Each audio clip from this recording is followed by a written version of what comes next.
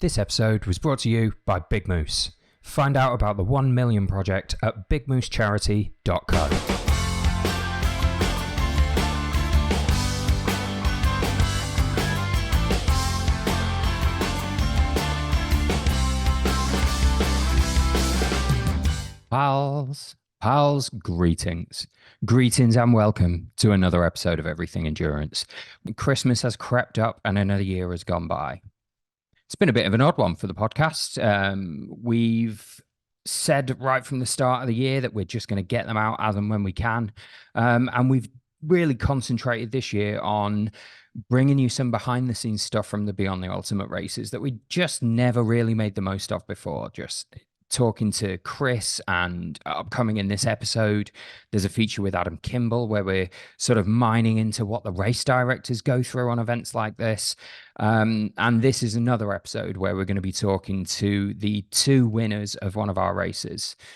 You'll also find another interview rather, tagged on to the end of this episode with the absolutely remarkable Andy Delderfield. And Andy is something a little bit different.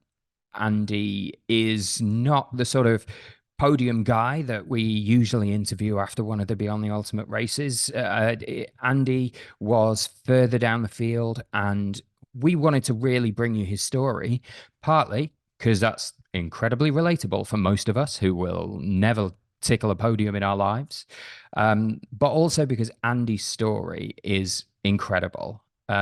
Anybody who takes on an event like this has to go through a lot, has to make big changes to their life, has to adapt and change and readapt. And it's a lot to carry. It can be a lot of pressure. Andy, on top of everything else, was diagnosed with prostate cancer just as he hit the beginning of the process of preparing for this race.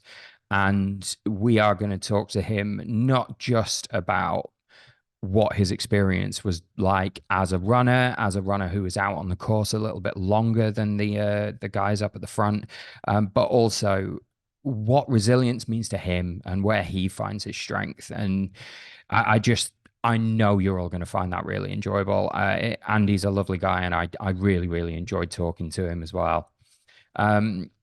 You will start this episode hearing me absolutely fanboy over Adam Kimble, who I finally managed to get into a Zoom call with again for the first time in a long while. And he's going to talk from the point of view of being the race director on the Desert Ultra. He's going to talk to us about what that means to him as a very successful ultra athlete himself, and what he brings to race directing as a consequence of that, and just what it is that he loves about the desert, which has absolutely become a second home for him now. And then, of course, we've got our winners. We've got Steve Williams. We've got Ellie Milnes. They've got some really interesting stuff to say. Ellie's story is fantastic. This was a first multi-day for her, and there were a lot of firsts along her journey towards this race. So a very relatable story from somebody who has gone out there and grabbed a race win. And Steve has his own unique viewpoint, having already come second in this race once before a few years ago, and now returning and coming first.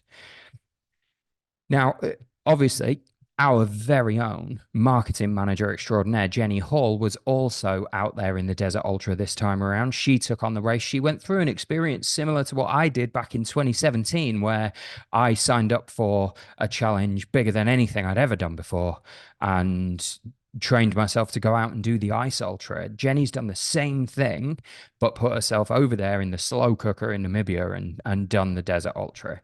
Massive congratulations to her. Now, we were going to include an interview with Jenny in this episode, but you've no doubt seen already that the runtime is a little bit long here. And me and Jenny realized almost immediately as we started our Zoom call that we had a lot more to say about this to each other than was going to fit into a little interview here. So be on the lookout. There is another shorter episode inbound very soon. Now, I'm really not going to keep you for any longer today. It is another long episode. Look for the timestamps below so you can skip your way through. But I'm going to set the scene for you for a moment. For anyone who isn't aware of it, The Desert Ultra is Beyond the Ultimate's sandy race, our hot race, our longest race at 250 kilometers. And that's spread over 5 days. Different from the Marathon des Sables, there's no rest day involved here. The longest day of the race is 92/93 kilometers long, and it is day 5, and there is no rest on the run into that. It's an extremely, extremely testing event. And this year happened to be the hottest race we have ever done. It hit 50 degrees each day, topping out at 53 degrees during one of the days. An extremely difficult challenge. But also, not to dwell too much on how tough this race is. Of course it is. It's boiling hot. You're basically running in an oven while you steadily cook out there under the Namibian sun. It's also stunningly beautiful. You'll hear that in each interview about the Desert Ultra, that everyone was, and everyone always is, taken aback by just how varied the terrain is and how beautiful it is. The sunsets and sunrises in particular out in the Namib Desert are unlike anything else on Earth. There we go. There's the scene. The oldest desert on Earth, millions of years, bone dry, dust, heat, and the longest grind of a course that Beyond the Ultimate has across any of the global race series. That's what we're going into today as we talk to the winners, as we talk to Andy Delderfield, and up next, as we talk to race director Adam Kimble. That'll be it from me for 2023. There's obviously the next little mini episode coming up with Jenny. So you will have me in your ears at least one more time before Christmas, but I'm largely going to sign off here. The podcast will be back next year, and we've got plans to do it more regularly next year and to talk a little more broadly again. But the next thing you'll likely hear from me once the Desert Ultra podcasts are both out is all about the Winter Spine Race, which is coming up in January. So we'll be kicking things off with a Winter Spine Race special. Definitely keep your ears open for that. And that will drop very early in 2024 before the winter race starts. So yeah, I hope everyone's had a fantastic year, and I hope you have a very, very Merry Christmas. We're going to begin this episode with the mighty Adam Kimble. Good evening or morning, sorry, to Adam Kimble, the mighty Kimble door. How are you, man? I'm doing great, Will. We were just talking about this before we started recording, but I could sit here and talk to you forever, mate. Yeah, it's been far too long. I do apologize now if this ends up not being like a great segment of the podcast, is because we've already done all the good stuff in a half hour or so we were talking before I hit record. So yeah, sorry guys, there is no record of that anywhere. The FOMO was big this time around, where me tied up working at uni and tracking this thing back in the UK, knowing that not only was Jenny out there and racing, but you were there as well, and we hadn't seen each other in ages. How was it, dude? How was Namibia? It was amazing. I already mentioned this to you, Will, but I'll mention it on record. This was my 5th BTU race. And the first, you were the mainstay, Will. This was the first of those 5 that you were not at, which is kind of crazy. It was the Jungle 2019, and then Desert 4 different times. Now, I ran it in 18, directed in 19, 22, 23, because we canceled in 2021. So yeah, 4th time in the desert. Epic as always. I joke with people. It's not even a joke at this point. It's becoming reality. But the Namib Desert is like my second home. You know, it's like, of all the places that I've been, this is the places I continue to come back to, and then get a chance to spend time with my family there, both the BTU family, the local Namib family as well. It's great to see all those people. So it was another epic event. And if you can believe it, Will, I feel like. I mean, I don't have the receipts to prove it, but I believe, based off of the stuff that we were tracking, that it was the hottest year that we've had in the desert, which is pretty insane, because every year it's kind of like splitting hairs, right? It's like you're in this desert where it's like 50 plus degrees basically every year for at least one or two of the stages. So it's like just always hot, but the fact that it was even hotter, I think just elevates an already really difficult race and makes it that much more tough. It came up in like every interview I've done so far. Like I was saying to you before we got on this call, I've already spoken to Jenny and Andy and Steve and Ellie, and everyone brought it up. And you know, of course, Steve had raced it before as well, so like he knew what to expect, and still was blown away by how hot it was. And yeah, you only get so much news back in the UK when this race is on, because there is nowhere we work that is more remote than that course out there in Namibia. And, you know, we've got the satellite phones and stuff, all the safety equipment sending info back and forth, but I'm not getting the kind of updates that you might get on another race. What was coming through every day, at least once, was the weather. Like, Yeah. oh crap, it hit 52 degrees today. And then the next day was, oh my God, it's 53 degrees today. And yeah, just relentless, man. Yeah. Yeah. It builds up over a few days as well. Like once the rocks in some of those canyons and stuff are baking hot, you're walking through a slow cooker when you go in there. Yeah, exactly. It's kind of like it's interesting. Like the first stage in many ways is like a microcosm of the whole race, because you start early in the morning, it feels pretty good. And you get to the section that our race crew refers to as Chunder Alley, which is usually if somebody's going to have a rough go on the first stage, it's in this section. It's like there's rocks. It starts getting hot. The heat is reflecting off of them. And that, to your point, that sort of happens throughout the race where as you make your way through the desert, you hit these areas that get even hotter. So, hotter becomes hottest, and it makes for what this race is all about, which is just punishing heat in a desolate but absolutely stunningly beautiful place. And it's just so awesome. I think to your point about Steve having run it earlier, it's kind of fun actually for me chatting with him, because like I've been a part of this race since 2018, every edition since 2018, and Steve ran in 2017. So I was kind of picking his brain about, his experience prior to me arriving and being a part of it. And every day I would say something to Steve. I'd be like, how did the weather compare to when you ran in 2017? And every time he was like, it is so much hotter this year than it was in 2017. And I'm sure if he went back in time, he would realize that it was a really hot race in 2017 too. It's just that, it can be really punishing out there. But again, there's this dichotomy of this like desolate place that humanity can't survive in over a long period of time, and this just like ridiculously beautiful area like desert with the Bramberg Mountain in the background. It's just like picturesque but punishing at the same time. And I think that's why it's such a unique environment and such a perfect place to have a race like this. There you go. I could hear you doing the voiceover for a promo video while you were saying that. This is great stuff. This is why I needed you on, man. That's something that gets overlooked a little bit, I think. It's easy with a race like this to really focus in on what's so tough about it. Like, it was particularly hot this year. Of course it was. It's the desert, right? It's our longest race as well. There are a lot of reasons that this is a difficult undertaking.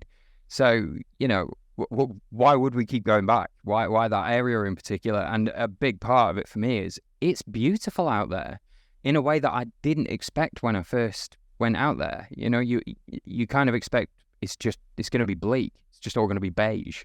There's just sand. Yeah. It is not like that at all, right?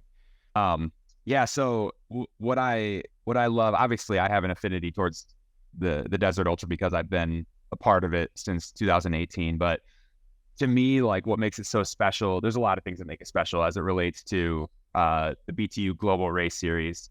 And a few of the things are, one, like you said, it's the longest race in the series.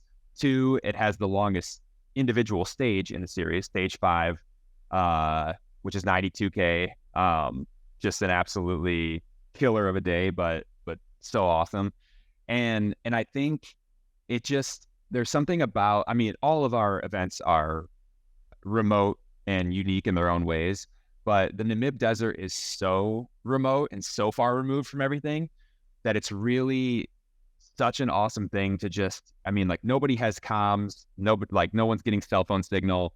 And there's something just really special about being in the moment, focusing on what you have to do day to day, stage to stage, and figuring out how to get from start line to finish line every single day. And there's something simplistic and beautiful about that. There's just no distractions, right? You're in it, you're with the people that are there, both the crew and the other runners. And I just like, one thing that is really special to me is when I get back to base camp every night after being out on the course for the stage, I just love seeing all the runners kind of gathering. A lot of them are laying down on mats, feet in the air. Some of them are dealing with blisters, whatever it may be.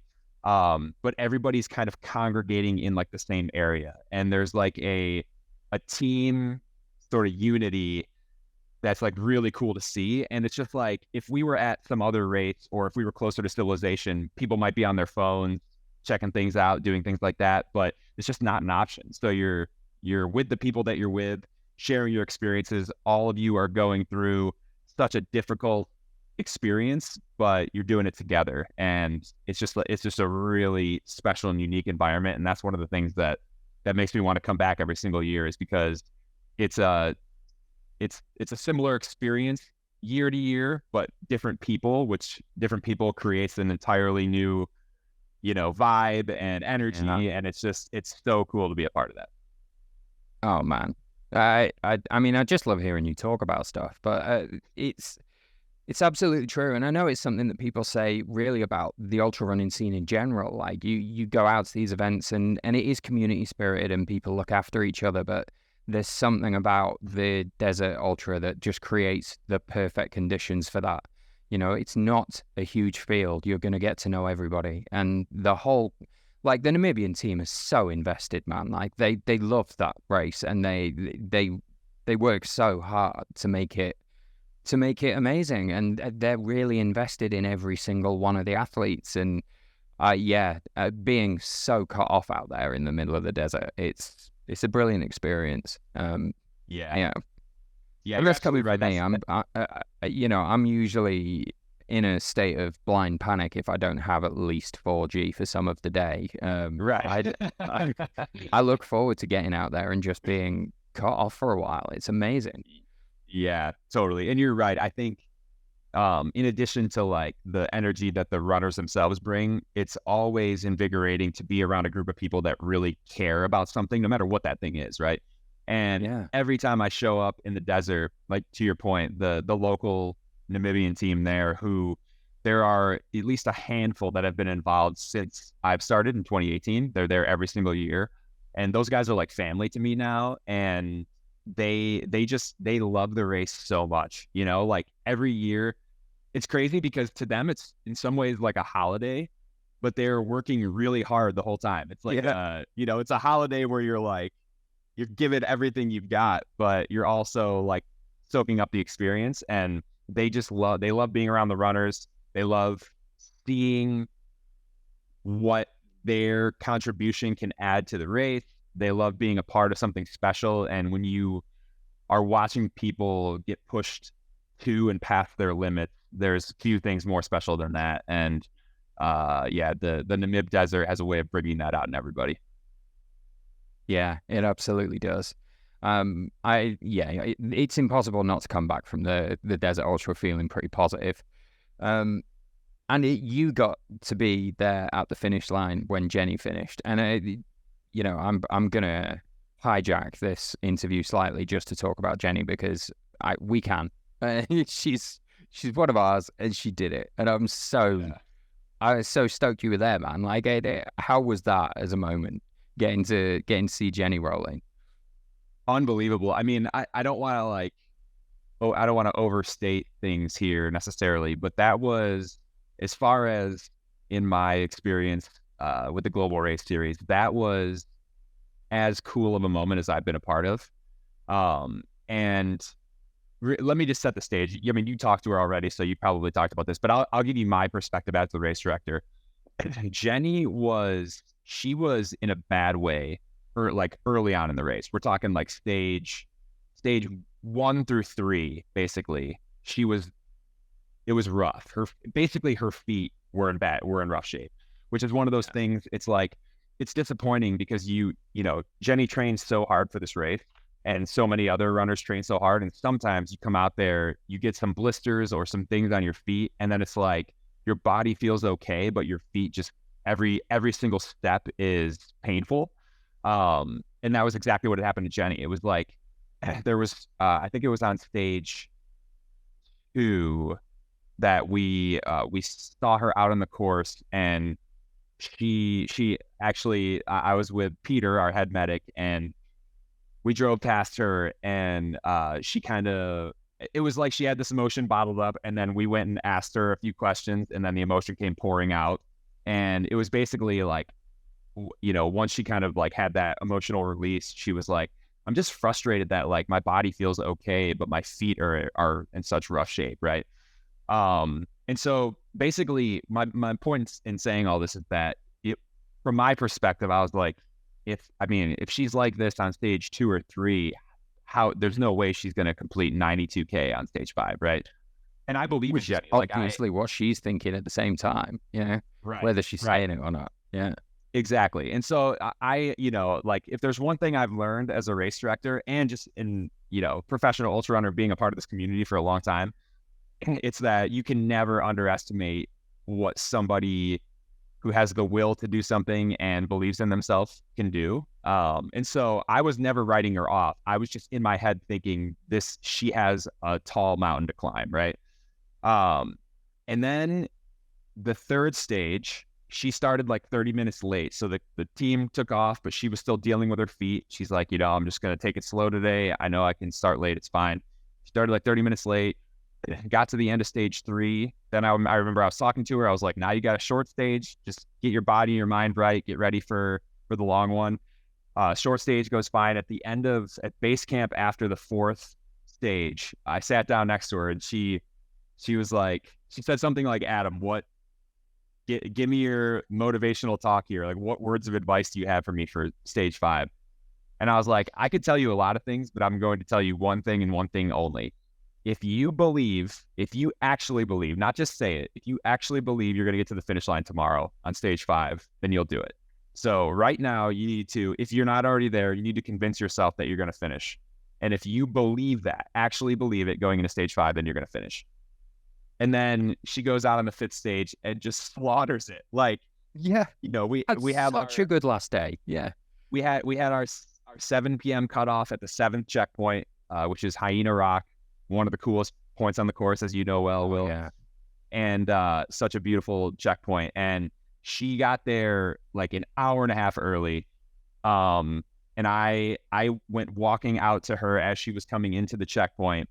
And I went to go give her a hug. She breaks down and starts crying. I broke down and started crying, like tears flowing down my face. It was like instantaneous, but it was just because I felt how powerful it was that she was like at this physical point of, she wasn't going to give up, but she was at this physical point where it's like, can her body go anymore? And then she was able to overcome that and mentally get herself to a place where she just kept going. And then she got it done, man. I just was like, I believed it could happen, but if you had seen her on stage 2 and 3, you would have been doubting it for sure.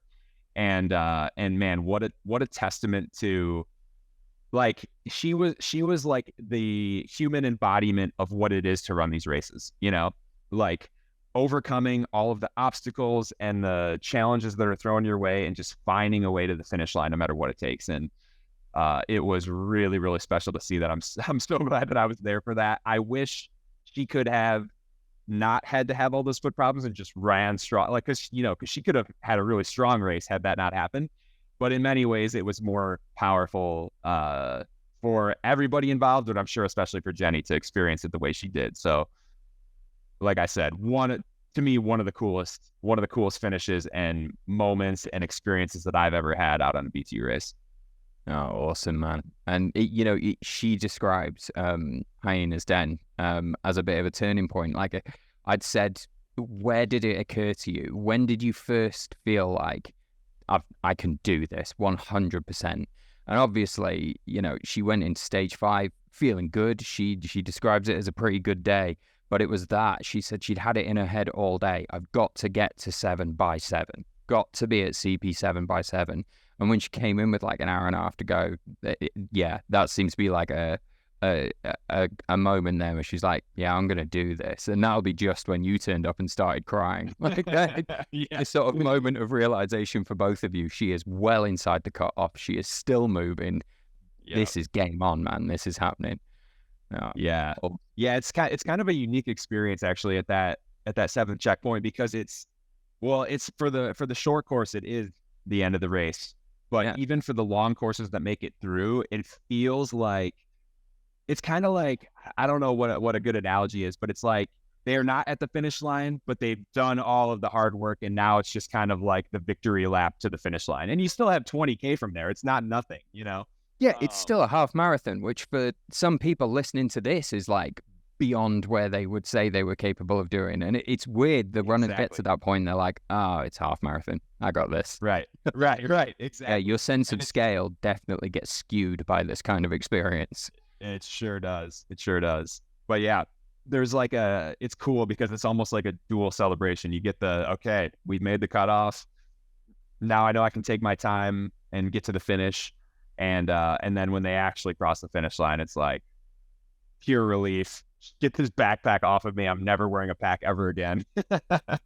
and go get some food and some Coke and some beer and settle in. So I get the impression, and I'd like to think I know you well enough to be able to say this with some confidence, that part of what keeps you coming back to this kind of thing is the same thing that keeps me coming back, which is you get a little bit of that each time they finish as well. Like I love being on that finish line. It fuels me for weeks being at the finish line of one of these races.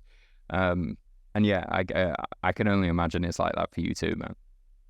100%. It's interesting. Actually, I forget who it was, but one of the runners asked me during the race this year, they were like, do you get FOMO when you're out race directing? Like, do you want to race? And I was like, yeah, literally every time. It's like I'm standing there counting down to the start of the stage, and in my head, I'm like imagining if I was on the line with my pack, ready to roll.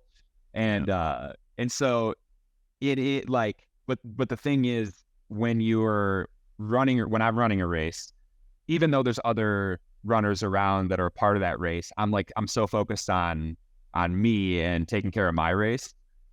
Whereas when I'm directing, it really is like, how can I serve these runners and help them? And honestly, Will, the like when I reflect on these races after I get home, there's always a handful of like moments.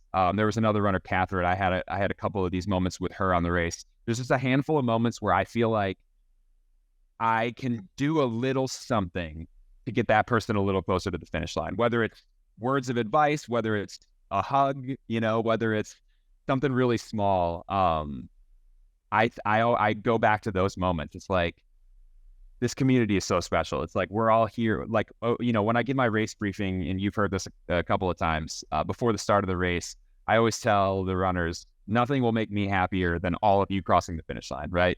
And it never happens. It's never 100%. I would love for that day to come where 100% of the runners finish the long course. That'd be amazing. But it's just such a special thing to see each and everybody finish the race, and especially when there's somebody that has this story arc along the way where it's like, it's not looking good, for whatever reason, It's not looking good. And then they rebound and make it happen. It's like, I was super happy for Steve, who won the race, and Ellie, who won the women's race. But like for them, there wasn't, they struggled, of course, but there wasn't like a point when you're like, oh, are they going to finish?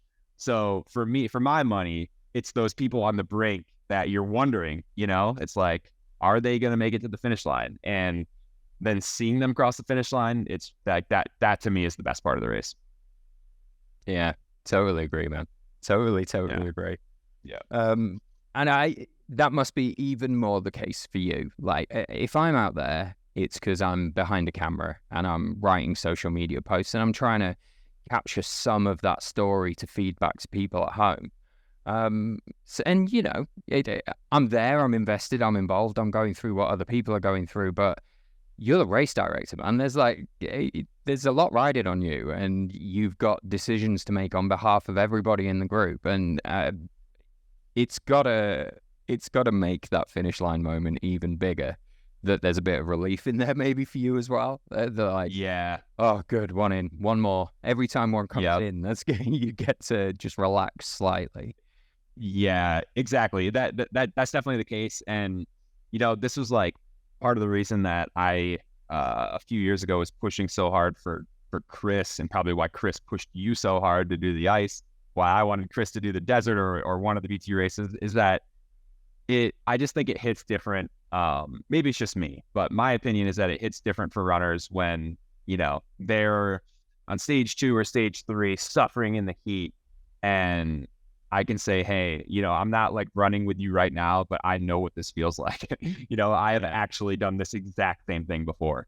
And so I don't know. There's like, I that's one of the things I love. And I think what's going to make Jenny an even more valuable asset than she already was at future races, that she'll be able to do the same thing, you know? And there's something, it just, to me, there's like more of a, and I know you can relate perfectly to this, Will, you're a great example of this. There's a greater power to your words when you're talking to someone through a situation, when they know that you have also been in that situation. And so that's a part of it for me too. It's like when I see somebody suffering, it's like, I know, I have an idea at least of what you're going through.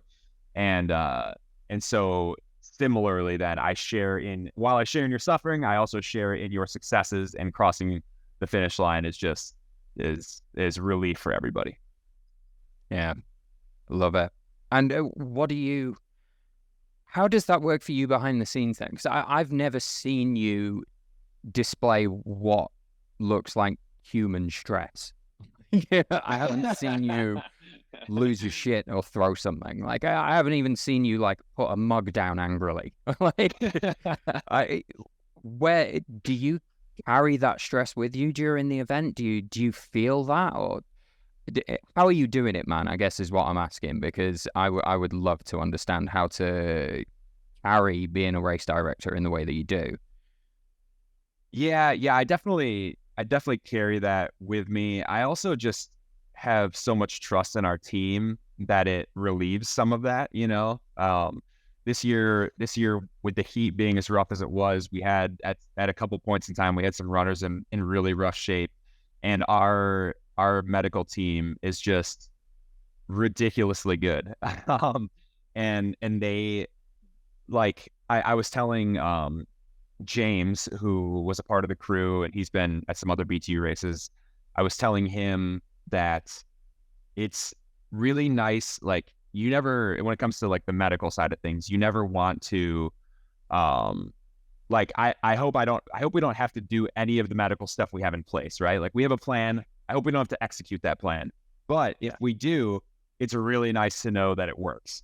And this year was one of those situations where I had some stress because of runners that were struggling in the heat, and thankfully our medical team did an unbelievably good job of caring for those runners and getting them in a good spot. But generally, I think I know, like, it's part of the process, right? You know, it's going to be a stressful race because it's a really, really harsh environment. The runners are going to, you know, get put through the ringer. And so, like, when I say I want everybody to cross the finish line, when I'm saying that, I know that's unlikely just because of how tough of a race it is. So there's this inherent stress that comes with that, right? We want all the runners to be safe. We want them all to have a good experience, want them all to cross the finish line. And my easiest way of coping is to, you know, put my confidence and my faith in the rest of our team, to know that we have the right people to care for those people when those situations come up. And I know that not just me, I know that everybody else that's out there with me on the BTU crew, on the local team, they are all doing the same things I'm doing to try to get these runners to finish. And yeah, and it's really cool. And in fact, I had a couple of people tell me that there were some of the local teams, some of the med staff, that at various points gave them the boost they needed to either get out of a checkpoint and finish that day, or to eventually get to the finish line. They were crediting other people on our team with getting them there. And to me, that's like, yeah, that's what it's all about. We're all just a big team. I always tell everybody the BTU family is something really special, and that family continues to grow as we have more and more runners at our races. And so, yeah, bottom line, I carry around a lot of that stress, but I've got a lot of people to unload it for me. Yeah. Okay. The quick version of that answer is delegation. Yes. Exactly. That's awesome. Yeah.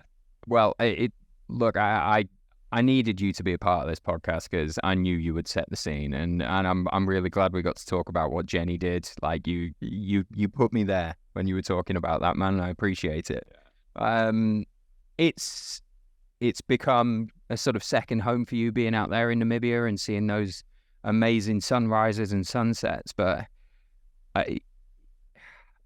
are there favorite points along the way? Like what stands out for you? Are there, because there are bits on all of the races I've been involved with that I really look forward to, spots that I just know I want to sit there and have 5 minutes, and that will keep me going for the year. Like, are there spots like that for you on this race?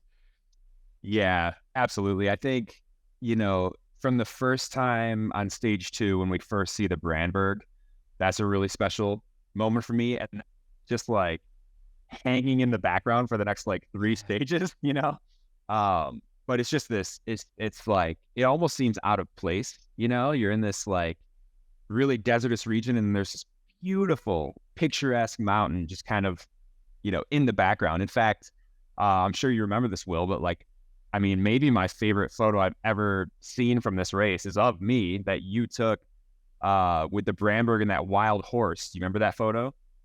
Oh, dude, I would love the credit for that, but that was Mikkel. Oh, was that Mikkel? Yeah. Sorry, yeah. I thought that was you.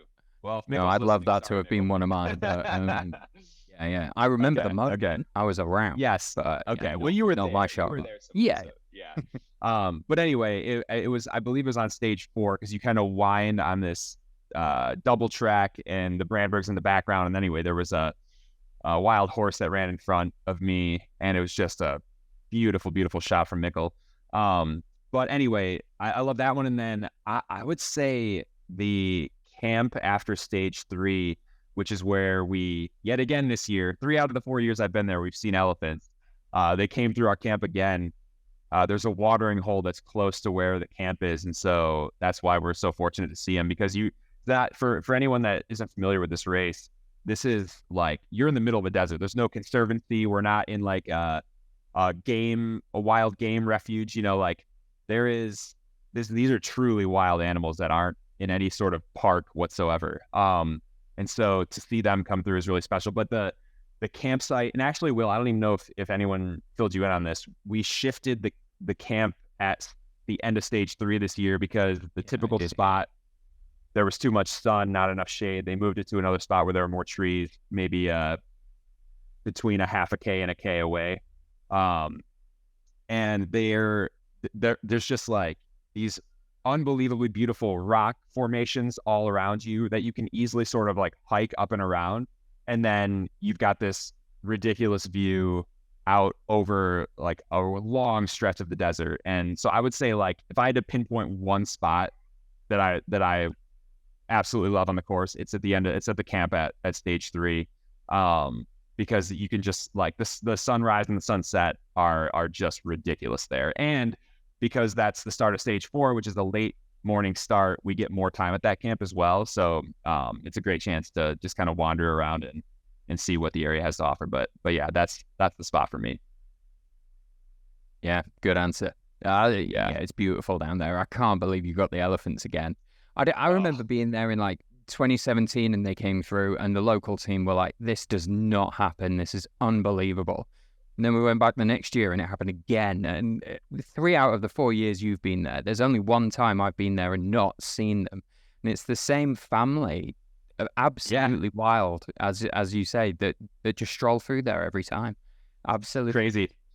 I was talking to Peter Aiken, our head medic, and he was there last year and this year. And so he was disappointed because last year we didn't see them, which was the only time. And so we had a running joke throughout the week. We were using reverse psychology. So people were like, oh, I hear we might see elephants at the end of stage 3. And me and Peter were like, no, there's actually a 0% chance that we're going to see elephants. There's no way. It's certainly not going to happen. And we just kept saying that on the first couple of days. And then sure enough, they rolled through. It was awesome. Well, there you go. I'm going to bear that in mind. Every now and then, a negative attitude does pay off. In very specific circumstances. Very specific. Well, look, thanks very much, man. Absolute pleasure to catch up. It's always good to talk. We might have to, might have to catch up at some point without having a podcast as an excuse. But that's an aside. For the sake of our listeners, let's wrap this up here. But thanks very much, man. I really appreciate it. Have an amazing rest of your day, and I look forward to hearing you talk about an awesome adventure as soon as possible. Right on. Thanks so much, Will. Always a pleasure, man. Good afternoon, then. Ellie Milnes, thank you for talking to me today from all the way over in South Africa. How are you doing today? You adequately recovered from your adventure in Namibia? Hey, well, thank you very much for having me to talk on the podcast. I'm feeling great. My injury is starting to heal, and I'm getting ready to start running again this weekend. So all good. Okay. So you've already said the I word there. So we've got something I'm gonna mine into in a moment. Before I go any further, I've done what I always manage to do here and forgotten to say congratulations up front. Outstanding from you, and we have a little bit of, it's the least I could say under the circumstances. Not only is it an incredibly long distance there across the desert, but you had arguably the hottest year on record for us to run through, which just must have been so tough. And as I'm sure we're going to get into as we chat a little bit more, not like this was one of many desert races under your belt for you to draw on the experience from. So even more of a massive achievement. So just massive congratulations from all of us here.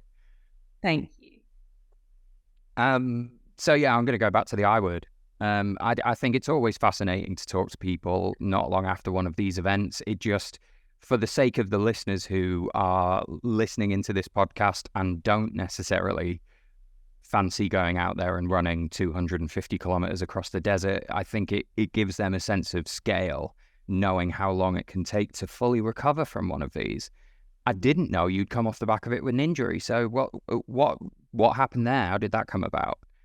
Oh, well, I don't want to frighten anyone by mentioning this up front. It is entirely because I'm an idiot. I fell in a hole on day 3. I wasn't looking where I was going, and there was a hole, and I put my right leg into it, and I tore the medial insertion of my gastrocnemius. So just a small tear in my calf muscle. But I never had an injury like that before, so I wasn't really sure what had happened. It just felt like a very intense cramp.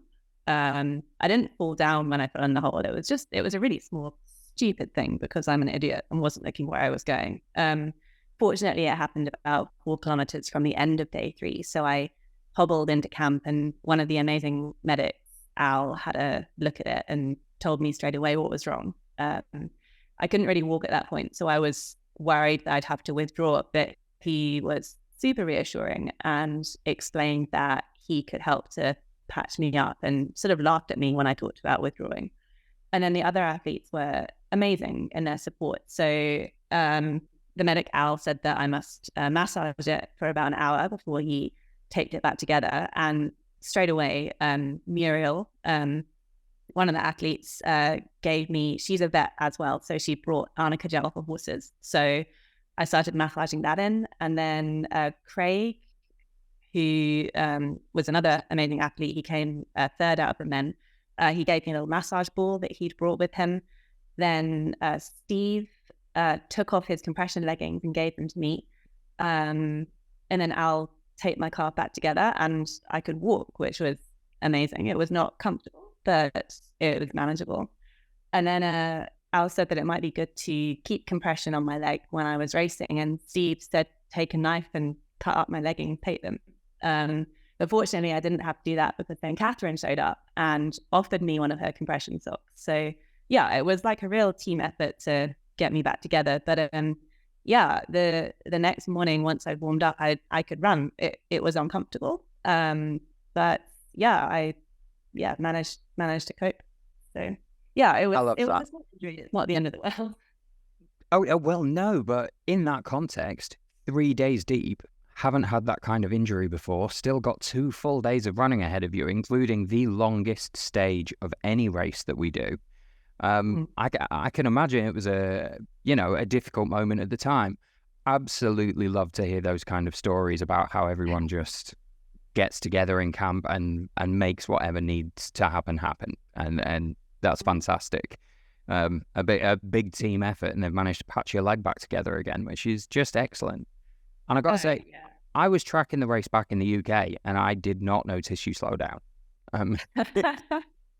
Well, I mean, I think it's easy to get carried away when you're racing, but from day one, I saw so many great athletes just get taken out by injuries, by heat exhaustion, that you've got to find that balance between looking after yourself but also pushing yourself, because it's expensive to go to the desert and there's a lot of training gone into it. But it was a muscle injury, not a joint or a tendon. And I mean, I used to be a large animal vet. I used to treat cattle and horses before I moved into rhinos. And if I was a horse, I would put myself on box rest and so box rest and non-steroidals for this kind of injury. I wouldn't go out behind the barn and shoot the horse with this injury. So I knew that I wasn't going to injure myself anymore by continuing, whereas it could have been in a joint or a tendon, maybe I would have withdrawn. But I also absolutely trusted the medic judgment. So yeah, I felt happy about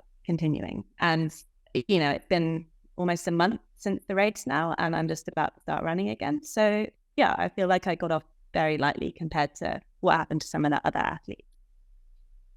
Yeah, well, I mean, that's outstanding. To be at this point, a month down the line from that and ready to get back out there again, I think that's excellent. So, injury aside, that kind of pulled us a little way ahead in the story there. Let's go back a little way. We talked briefly before I actually hit record on this about your sort of past experience, and I've talked to ultra runners on this podcast before who are sort of 10 years deep in an ultra running career, and it's maybe something that they do as a sponsored athlete or whatever.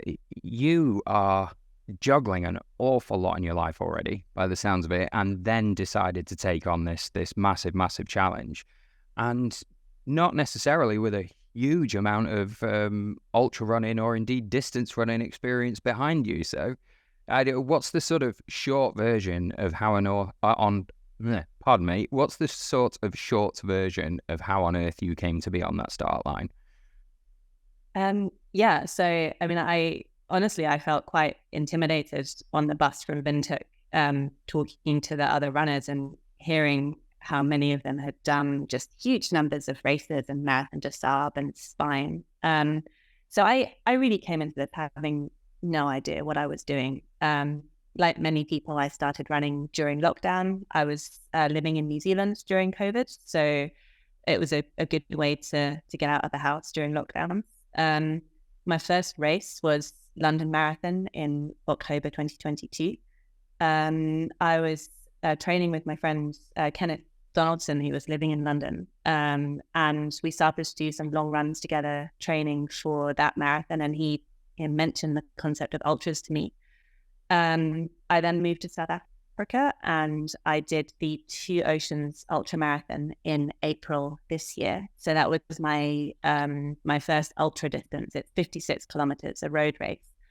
And during my training for that, I did another road marathon in South Africa. So I came into the Desert Ultra having done 2 road marathons, 1 56-kilometer road race. I'd never done any trail racing before.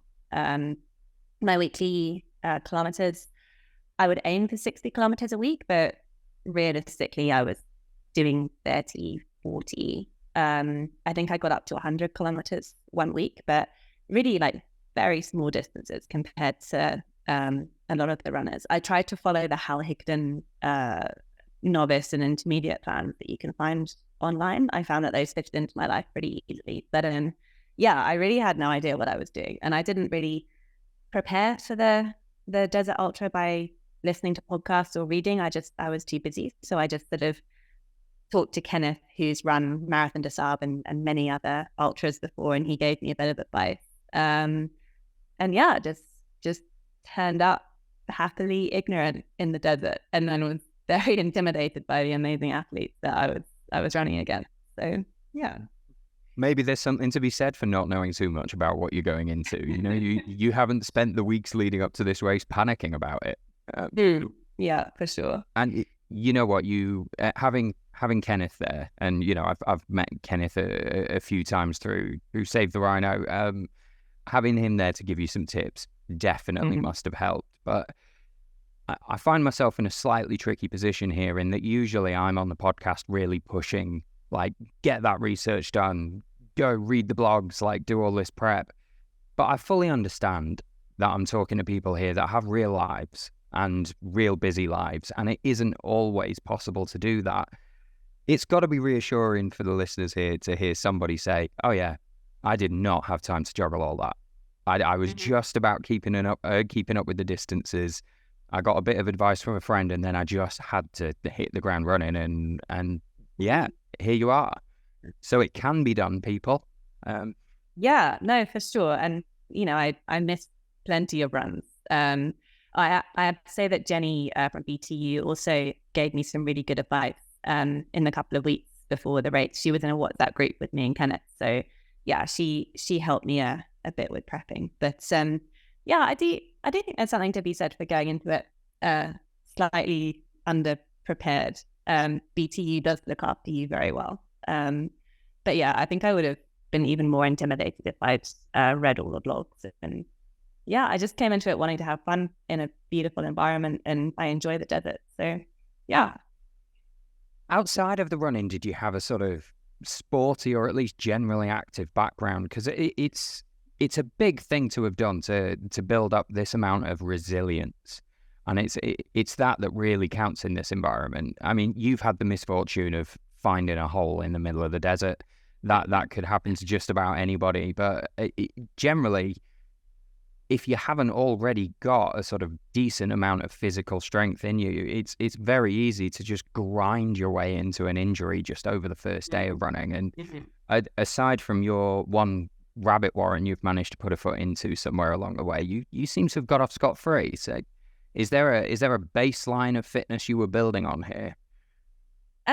Yeah, no, I mean, I don't really do any other sports, but I think that the thing that really helped me was my job. So I was a large animal cattle and equine vet working all over the world before I got into wildlife medicine, and now I'm a wildlife vet. So, you know, I lived in Kenya, and then I live in South Africa now, and it's very hot here, and I'm doing a fairly physically active job on the days when I get out of the office. You mentioned that I'm doing a PhD now, so I'm unfortunately at the stage of sitting in front of the computer for a long time on campus. But my PhD is in wildlife anesthesia, so I work especially with rhinos, but also when you catch giraffes, there's someone darting from a helicopter, but then the ground team, you have to run as fast as the giraffe or jump off the back of a moving vehicle in extreme heat and then run across whatever terrain the giraffe has decided to run across, catch up to it, trip it with ropes. It doesn't matter where the animal goes, the veterinary team have to follow because the animal's health and welfare and life is at stake. So I feel like, yeah, my job is very physically active, and a big advantage that I think for me and Rihanna, who is the Namibian athlete, have is that we are living in hot conditions and training in hot conditions all year round. So, you know, you can do 10 sessions in a heat trainer in London, but there's nothing like actually living here and, you know, coping with the heat and tolerating discomfort. And you know, you have to stay hydrated and look after your electrolytes. and just, just know how to keep going in the heat, and also know the signals that your body gives you when it's time to stop. So one of the things that I did for training when I was stuck at the university was I'd finish my day of work, and then at about 4 o'clock in the afternoon, when it's still maybe 30, 35 degrees, I'd take my backpack, put 12 bags of rice in there, so 12 kilos, and just ran laps around the campus. Not the most fun run in the world, but, being a woman running alone in South Africa in the city is not really an option. So I did that heat training with the weights. And then towards when I was coming up to the race, I started training on a farm in Nelspruit, which is close to the southern border of Kruger National Park, so pretty rural. So there was runs that I would do there of 20 to 30 kilometers with about 400 meters elevation. But it's in the heat, and it's on gravel roads, so not a trail run, but quite similar to a lot of the environment that we're running through in Namibia. Absolutely. I made a mistake one time. I thought I had a 2-liter bladder with me in my running vest, but I only had a 1-liter bladder, and I miscalculated. So I ran out of water with 6 kilometers still to go and 300 meters of elevation. And that run really taught me a lot about coping with dehydration and heat stress. I managed to get through it, but I think that having been through that experience and made the mistake and learn what to do better next time, a lot of the athletes who are running in Africa for the first time during the Desert Ultra are really kind of taken by surprise with that. So yeah, but I guess I'm in a very fortunate position of living here. So yeah, no, you're right. That will certainly have helped. And in terms of resilience, I mean, the kind of job you're doing there that you're describing, being out in the field, I mean, you are under mental pressure there. You are having to adapt very, very quickly to your surroundings. And all of that has got to play into the type of mindset that is going to work to your advantage while you're out there in a race like the Desert Ultra as well, which is just excellent. But I think it's easy for the athletes that travel with us out to Namibia from places like the UK and other places around sort of Northern Europe. I know plenty of runners who are perfectly happy to go out and run a 10K without any water and not think about it. Or, they'll come out to the Desert Ultra over and over again saying stuff like, oh, I don't really need a lot of water, me. I've kind of trained myself not to need very much of it. And every time I hear them saying it, thinking, you wait. You're not used to this. And I mean, you've seen that up close and personal. You described there just 6 kilometers with 300 meters of ascent there. The type of guys I'm talking about wouldn't sweat about that in the UK. That it wouldn't bother them, but that could really get you in a tangle in this environment.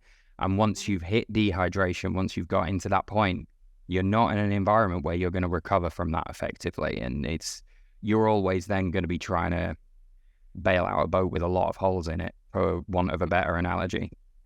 So that's got to have helped you along the way a little bit, I suppose.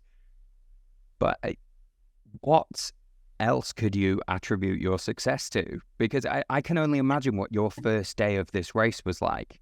And I'm going to set the scene here a little for the moment, because anyone listening to this who hasn't done the Desert Ultra, when you start that race, the first thing we make you do is run 10 kilometers without any trail markings. We just point you towards a gap between a couple of hills in the distance, and that's it. So if for you on that start line for the first time, it's nearly 40 degrees already just after the sun's come up. It's going to get hotter. I've not done this before. There's no markings between here and the first checkpoint. That must, I get you saying it will have felt intimidating at the start. So what worked? Because you've then gone in and had this amazingly successful experience. How was that first day, and what worked? What clicked so well? No, I came into it wanting to just have fun and enjoy myself, and I just had the best time. Lining up at the start line with those flags and the beautiful landscape is, that was very exciting. And no, any feeling of imposter syndrome or intimidation that I maybe had on the bus listening to all of these Marathon des Sables veterans, that just disappeared when I got ready to run. And I just had the best time. So that first section, I'm really glad that I stuck with Kenneth. I was hoping to run the whole race with him, but I actually ended up only running with him from the start to checkpoint 1.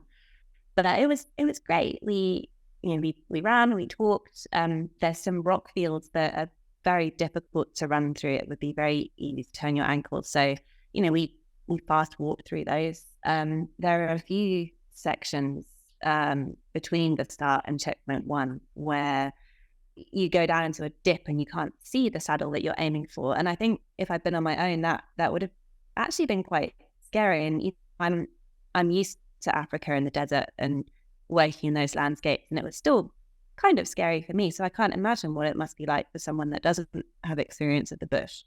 But sticking with Kenneth really, really helped me for that first section. But then, from checkpoint 1, I was pretty much on my own for the whole race, which sounds incredible, but it was kind of lonely. So I'd occasionally meet up with people. So I did the last kilometer with Craig on day 1. I ran a bit with Muriel. I finished the short day with Kim, which was great. And then the start of day 5, I ran for maybe 2 hours with Steve, Shane, and Ronan. And those are probably the highlights, because even when you're not talking, running with people through these amazing landscapes, I loved it. And, just running with friends, and they did become friends over the course of that ultra. And yeah, it was much, much easier than running on my own. But I spent 95% of that race on my own. And I think that's where the mental resilience comes in. Towards the middle of the long day, I was slightly losing my sense of humor. I think one of the medics at a checkpoint told me that, you're looking great, you're doing awesome, like, what's your secret? And I was a bit irritated, and I was like, I'm just going for a long, fast walk through the desert. I'm hydrating myself, I'm taking care of my electrolytes, and I'm tolerating discomfort. Like, there's no great secret to it. That's all I can say, really. It's a tough position to be in, and I think it's easy to underestimate that. You often find this, that people who are up there on the podium, who are out there towards the front of the race, often spend a lot of time completely isolated. And that's a difficult thing to prepare for on the run into an event. And this isn't like at home where you've got an infinite number of choices of podcasts you could shove in your ears or whatever. You are out there alone in one of the most desolate environments you could possibly put yourself in. And yeah, I can only imagine how tough that got. And there's no shame in what you've just said there. Anybody who manages to get through a 5-day event like this without an apocalyptic sense of humor failure at some point is some kind of superhero. Don't get me wrong. Like 95% of it, I was having the time of my life. I was so happy. I come bouncing into every checkpoint. It was, the last 20 kilometers were tough. But I never cried. I never felt down. I just had a great time, really. But it would have been even better if I'd been with friends. I think maybe if I'd had a bit more experience and a bit fitter, I could have run with Steve and Shane. They were together for the whole race, and yeah, that would have been great. But it wasn't bad running on my own. I say I was lonely, but it wasn't a sad loneliness. You're alone with your thoughts and looking at the beauty of the desert. And at one point I saw black rhino tracks, and I love black rhinos. I work with rhinos every day of my life, and that made me incredibly happy. And seeing the birds, and it was just a great experience, and I was so happy for 95% of it. And the last 22 kilometers of 250, that wasn't the greatest fun I've ever had. And lies in the tent at night. My tent mate Barbara gave me so much moral support. Like so it was so uncomfortable. And I guess that's a tip that I'd give to listeners of the podcast. Please bring a sleeping mat. I was so uncomfortable, and I just remember one night, like, me and Barbara crying with laughter because she asked me if I was okay, and I was like, Barbara, I've been more comfortable in my life Yeah. Yeah, they're not luxury tents. No, You wouldn't no. describe the situation as glamping in any way. I fully understand. It's kind of in that thin yoga mat area of mat Yeah, that you're yeah, issued with. So yeah. yeah, agreed. A little bit of comfort in the evening is going to go a long way towards helping your recovery. You need that sleep. Yeah, So yeah, for sure. agreed. I think that's a good tip. If you are going to stick in something that's not on the compulsory kit list, then something a bit more comfortable to sleep on should definitely be high up that list. Yeah, for sure. Yeah, and I think it's amazing that you've managed to find so much to enjoy in the experience while you were out there, and that really does seem key. Mhm. It's so much. I mean, it's not easy, but it is easier seemingly to push through discomfort when you are at least motivated to be where you are and thriving and experiencing that place. So it's awesome that you found that. And in the sort of when there are tougher moments and you're having to sort of draw on your reserves a little bit, what's your mindset then? Is there something that you tell yourself to push through those moments, or is there a place that you took your thoughts to in those moments, or do you just wait it out? Um, yeah, I mean, there weren't that many tough moments, but there were definitely a few, especially on the last day. And I heard that mantras are really important for runners. So I was talking about this with one of my friends in the UK. She's a veterinary nurse at London Zoo. I used to work with her, and there's a like a motivational speaker who gave this talk about when you come up to obstacles in your life, maybe the obstacle is put there for a reason, and by overcoming it, you become a better person. And the mantra that Joe and I talked about was the mountain is there for a reason. So I would kind of repeat that to myself, especially with some of the uphills. Like I just say, the mountain's there for a reason. I've got to get to the top of that hill. Coming down hills is just the best feeling as a runner. Like I really enjoy that. So yeah, I would say that to myself. But no, mostly I was just having a lovely time, like looking around, looking at the horizon, seeing if I could see Steve and Shane or Max in front of me, seeing if I could spot the other runners coming up behind, hoping that somebody would catch up so I could have a chat.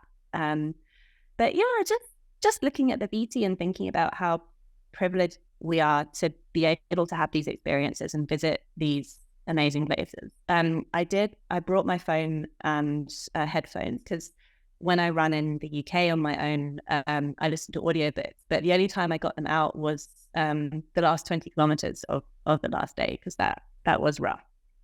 But yeah, I'm just generally quite a sort of happy-go-lucky kind of person. Like maybe my thoughts, I'm not that smart, my thoughts don't go that deep, but yeah, I didn't really visit any kind of bad places or have any like life-changing experiences. I just had a lovely time. Fantastic. We're focusing on the positives. That's a tactic, and that's clearly worked for you. I think you've touched on something that's pretty important there as well, which is I wasn't there this year, but I've been at sort of every other desert ultra that we've done since 2017, I think, and I expected barren, desolate, featureless, sand. I didn't have great expectations for the scenery, and then you get there and it's not that. It's actually a much more varied environment. I found it a really beautiful place to be out there. Like as a photographer, it's Christmas. Every sunset is an absolute gift out there. And did that surprise you a little as well, or maybe it was more familiar territory for you, having spent a bit more time in South Africa? Yeah, no, I've spent quite a bit of time in Namibia. So yeah, I never in that exact region, but yeah, I knew it was going to be stunning, and I love deserts anyway, like those sorts of challenging environments and the animals that live there. So I mean, how do black rhinos and elephants and giraffes survive there when you don't see water for days? Like it's and you've had the elephants visit you, didn't you? They turned up at Camp 3. Yeah, we did. Quite late when it was already dark. Yeah, the crew pulled us out of our tents to go and look, and yeah, they were a very chill herd. They just cruised along on the far side of the riverbed. But yeah, that was a pretty special moment, and yeah, really, really cool for a lot of the runners who, you know, never seen an elephant in the wild before. That was great. I really enjoyed that. Outstanding.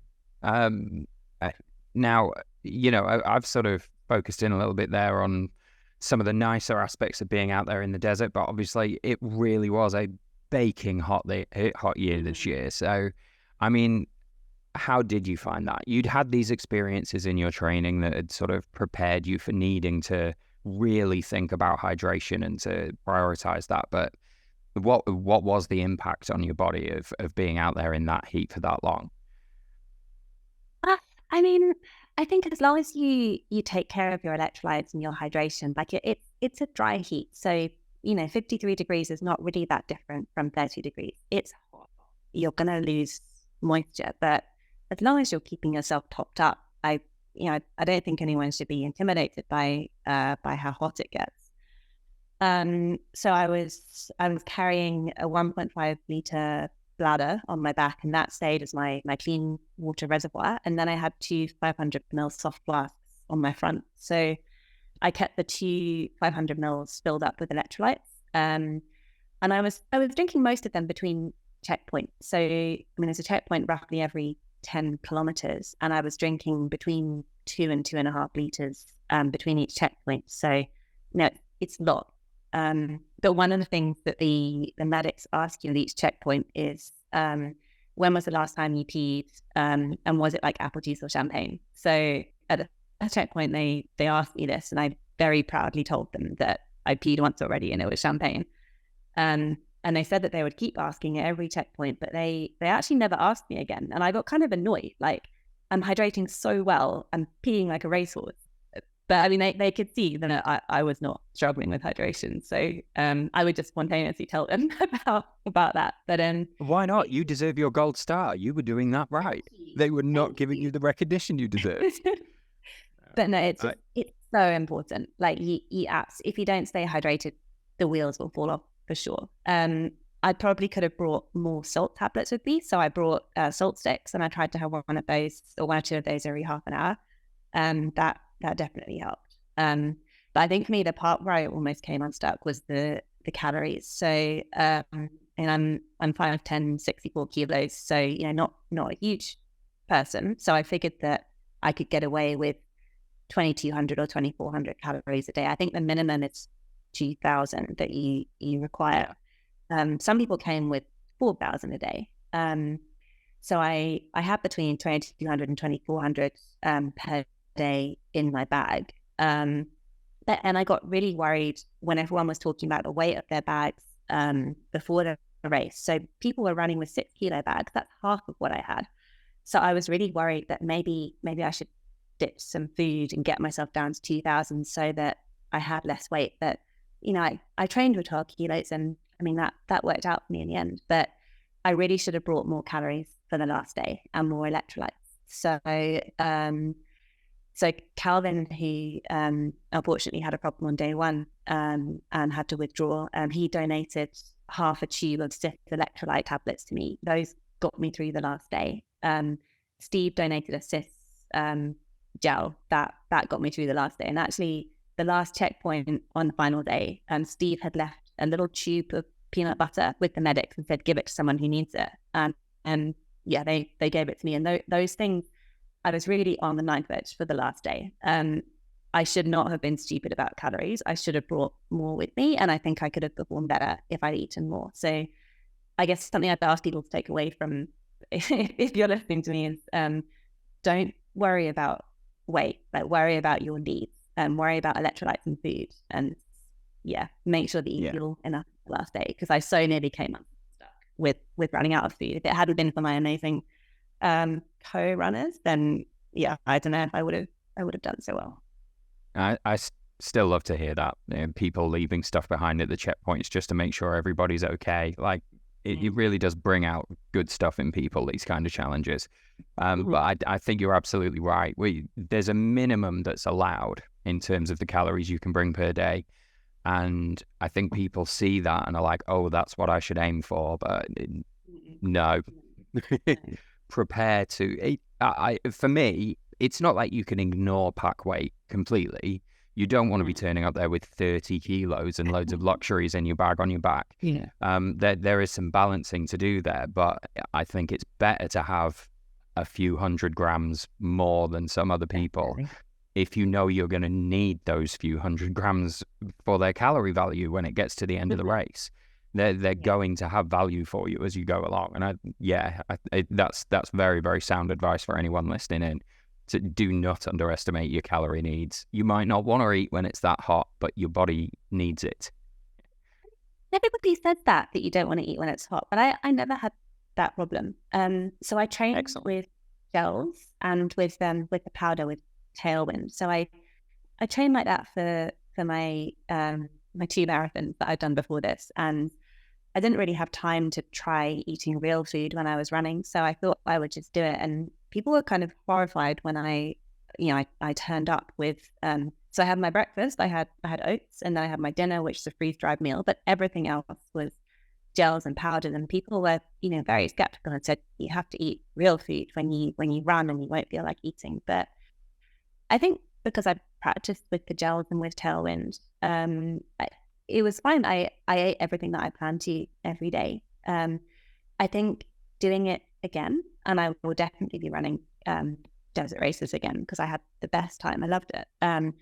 I think I'll go for more powders rather than gels because the gels is extra weight that you don't really want to carry. But you absolutely can do it just with the gels. It's expensive. I think it would probably be quite good to train yourself to eat nuts. Kenneth ate a lot of peanuts when he was running the ultra, so the salt and the calories, and I think that was super smart because his bag was so much lighter than mine.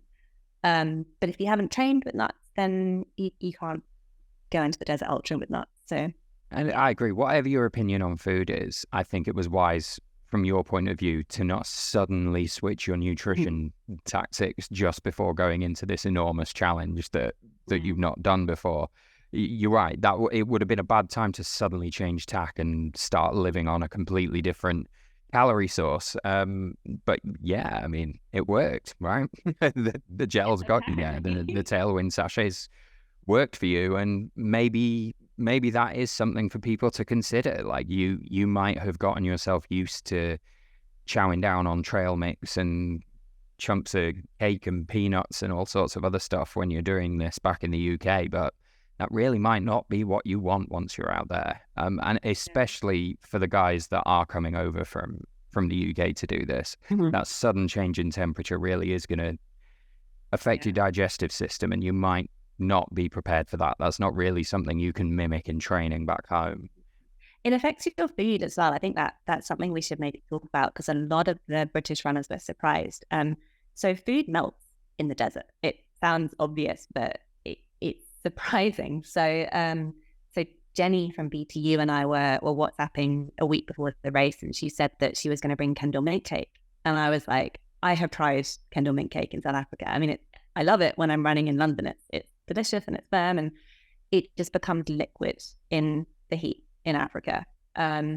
Many people brought jelly babies, so they'd have a little baggy Ziploc full of jelly babies, and in the heat they just become one mass. Kenneth described it as a jelly baby orgy, and you can still eat them, you can grab the mass and chew on it, but it's disconcerting what the heat does to food. So I think people should just be aware that the very sugary sweets will become a liquid, and the Kendall mint cake, there's no way to open those packets and eat it without getting it all over you and all over your hands, and you can't spare water to wash it off. So yeah, be careful about stuff that can melt in the heat, because it absolutely will melt in the desert.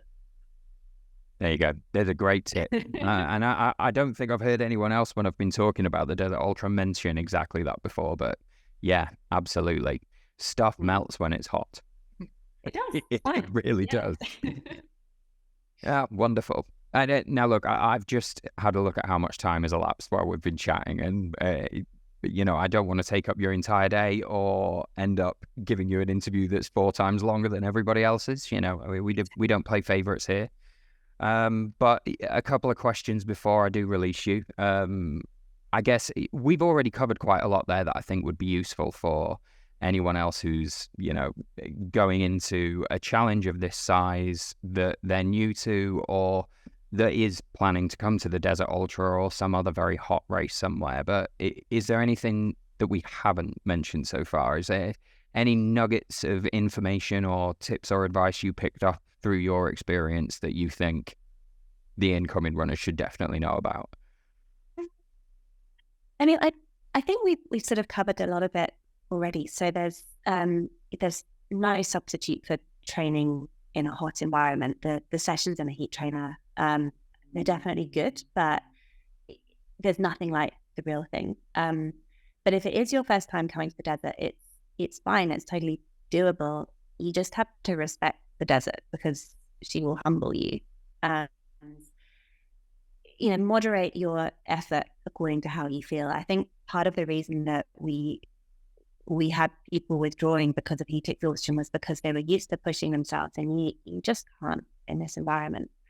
Bringing more calories for the last day, not worrying so much about pack weight if you trained with a heavier pack, and then bringing something comfortable to sleep on. And I don't really, I have no idea what I'm doing. I don't really camp or do anything like that. But I know there's a lot of options for sleeping mats, and some people brought those very crinkly ones that you blow up, and they were disturbing to their tent mates, so they didn't use them.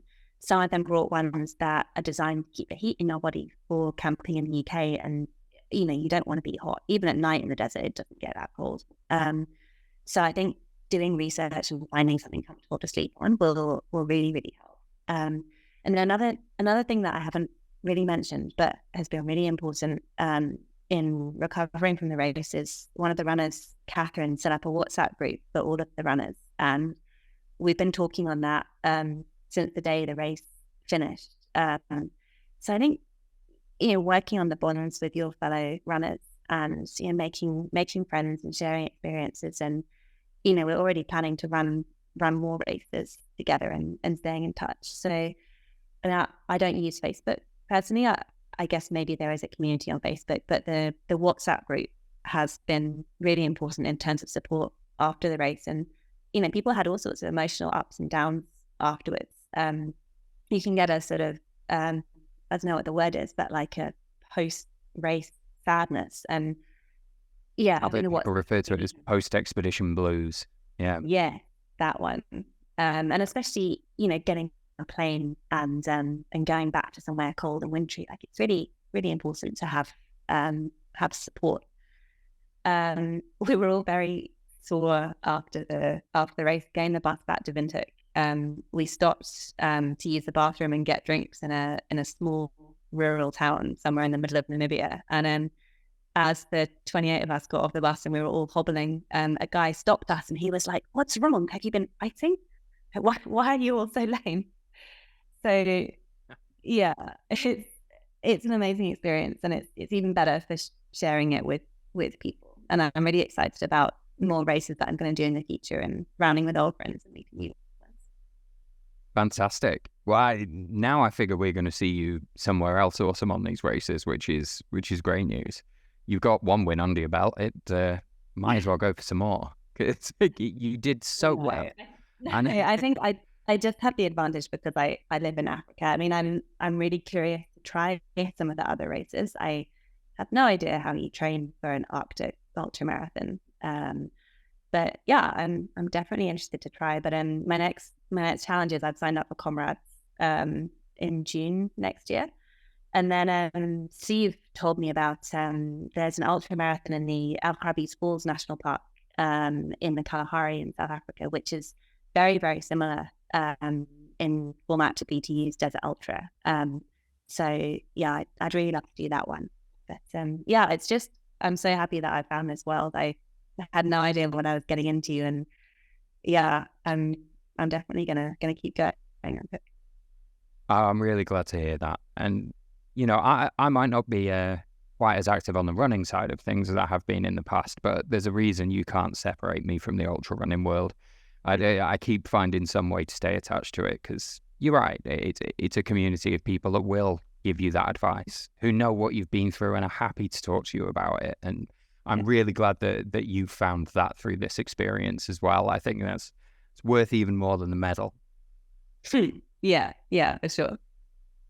Wonderful. Well, look, we've ended up chatting for quite a long time, but it's been fascinating. I've really enjoyed listening to you talk about it. I always enjoy chatting to somebody who's just thrived, and you really seem to have grabbed hold of that race and lived every second of it, and really appreciated the experience of being out there and the privilege that there is there. And yeah, congratulations. I think that's wonderful, and I look forward to maybe chatting to you after another big adventure in the future.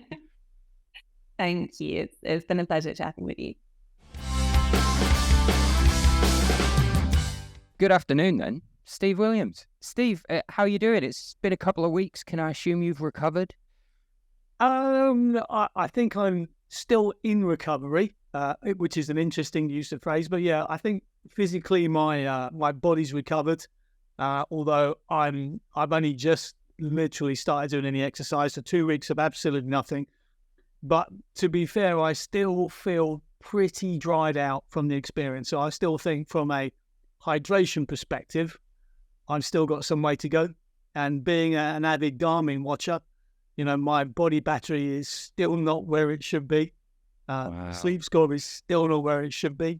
So, yeah, from personal experience, it does take a good 4 weeks for the body to shake out the effects of a multi-day race.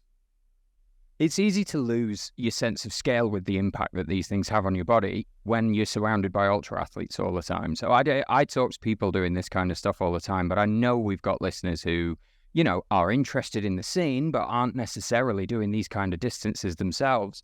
So when I say to you something as flippant as, hey, you're recovered, you're feeling all right, in the back of my mind, I know your body still hasn't completely recovered. And that's wild for some people to hear for the first time, that the effects will carry on for this long. But that's what 250 kilometers in a slow cooker will do for you, right? Absolutely. Yeah, absolutely. Yeah, and you mentioned, being a little dried out still. I mean, we can jump straight into that. It hit 53 degrees was the highest temperature that I saw reported while I was tracking this race from the freezing cold just outside Barnsley here in the UK. Yeah. I mean, it seems a stupid question, but what was that like to run in, Steve? Yeah, I think that's the thing. So when you're actually at those temperatures, I mean, this, for any ultra runners, it's all about race management. So and the big deal out there is body core temperature. When your body core temperature, when you breach your body core temperature, then some really bad things start happening in the body. And the main thing is that your gut membrane, which is a mesh, begins to actually fall apart. So things will pass through from your gut into your blood system that haven't been properly broken down and digested. So that's why people who do redline it often find themselves with vomiting and diarrhea, just because their body's getting everything out of the system before it properly shuts down. So yeah, when it was hitting 53 degrees on a particular part of the course, it was literally, the heat was bouncing off the walls of this canyon. It was a pressure cooker as opposed to a slow cooker. It was. You're right. I chose the wrong kitchen implement there, but we were in the right area. Maybe it's an air fryer now. Who knows? So. Oh yeah, even more appropriate. I can picture the area of the course you mean as well. Like the heat is absorbed into the rocks, and as the sun comes up in the morning and blasted back at you as you're running through. Yeah, just coming up to CP6, so it was very intense, very intense. God, I can picture exactly what you mean. The FOMO was bad for me this year, being sat at home doing the tracking. It doesn't help forming these mental images from memory. We've sort of skipped ahead a little bit here, getting straight into the heat. Firstly, I've managed to get a few minutes into talking to you without saying congratulations. You actually won the thing. That's the headline here, which I've managed to bury. Yeah. Thank you very much. Yeah. Also, that this was your second time out there, and you came second the first time you were there. So that's a 1 and a 2. That's absolutely outstanding. Yeah. This was a different race for me this time round. So the last time, which was 2017, I had a badly executed race. It went wrong in a number of areas. I was peeing blood for a couple of days. I went into the last day absolutely on my knees with nothing inside me at all. And I went into that day on in second place with an hour and 33 minutes lead over the guy behind me. He went off like an absolute train. I was hallucinating. I was having all kinds of problems on the day. And I managed to hang on to second place by 3 minutes. So whilst it was second place, it never felt like a woohoo kind of, that was a well-executed race. So when the opportunity came to do this again, then actually my mission this time around was to run a well-executed race. Forget about position, just run a well-executed race in the conditions and bury some demons that were still kicking around between CP6 and CP7 on day 5 in the Namib Desert. There's a few demons out there. There absolutely are. And do you feel vindicated? I mean, it certainly looks on paper like this was the more successful race. Is that how it was out there? Yeah, it was. Yeah. The previous race, I went off too hard, too quick, and paid the price for it. This time around, it was a far more considered, I'd like to say a more mature performance, but a more considered performance. I set myself some clear timelines for each day. Actually didn't get close to them because of the extra heat factor. But I managed myself during the race and around the race much better than I did in the previous outing. Well, that's fantastic to hear. Obviously, you've learned something from that extensive recce you performed in 2017. I want to delve a little bit more into that in a moment, but it sort of shows itself in the times a little bit as well. Although you were in first place this time around, your overall time was a little slower. And I do realize, yeah, there you go. I knew it was 2 hours, but I just thought we'd keep it vague. But yeah, and it's strange how that can happen. I know in 2017 we had Vicente out there who was just ridiculous. He sort of dragged the race forwards and I think pulled quite a few people into moving quicker than they'd intended to before they went out there. It was by no means you who were the only person sort of having those issues towards the end of the race. This time around, you got to do it your way. And it's odd to see this is definitely the more successful result, although on paper, slightly slower. So it just fascinates me how that can work sometimes. But I mean, just to put some context on that, the day one last time round I did in 5 hours, 20 minutes, and I'd set myself 6 hours this time round. And I did 7. And that was literally because of the heat. So there's an hour difference on that time because previous race, actually there could be the cloud cover for a lot of the day. This time round, as soon as we went through the saddle on day one, then the heat just came in really, really hard. So it was much. I actually got to the last stage of day one going, I won't use the exact language I use, but what the hell am I doing back here? It was absolutely intense. So I can imagine, yeah. And, I was getting every few hours I was getting weather reports through from the team out there while I was tracking back here in the UK. And as much as we talk about Namibia being incredibly hot, this was something else. Like I could tell from where I was here in South Yorkshire that this was absolutely burning hot out there. Yeah. I mean, just to give you another context on that, well, so last time round, I was probably doing 1.5 litres of water, maybe nearly 2 litres of water between checkpoints. So 1.5 litres carrying and then a bit in the checkpoint. This year, that was closer to 3 litres. So that was an extra just to deal with the heat. So it was actually a very different race. It just happened to be in the same landscape. Well, there you go. That's preempted a few of the questions that I wanted to get into here, which is, let's sort of start with, that was the main difference then. We know it's basically the same course. It doesn't move around a great deal year to year. But there isn't anyone out there laying new roads or setting up new trails in the middle of the Namib desert. What you've just referred to there is this being a very different race this time around. And I mean, was it really just the heat that makes you say that? Was there anything else that was different between 2017 to now? No, it was the heat. Now, you know, I don't live in the UK. I live in France. I live in the south of France, so I'm used to running in the heat. So I'm better adjusted than some of the competitors that were there. But it was intense.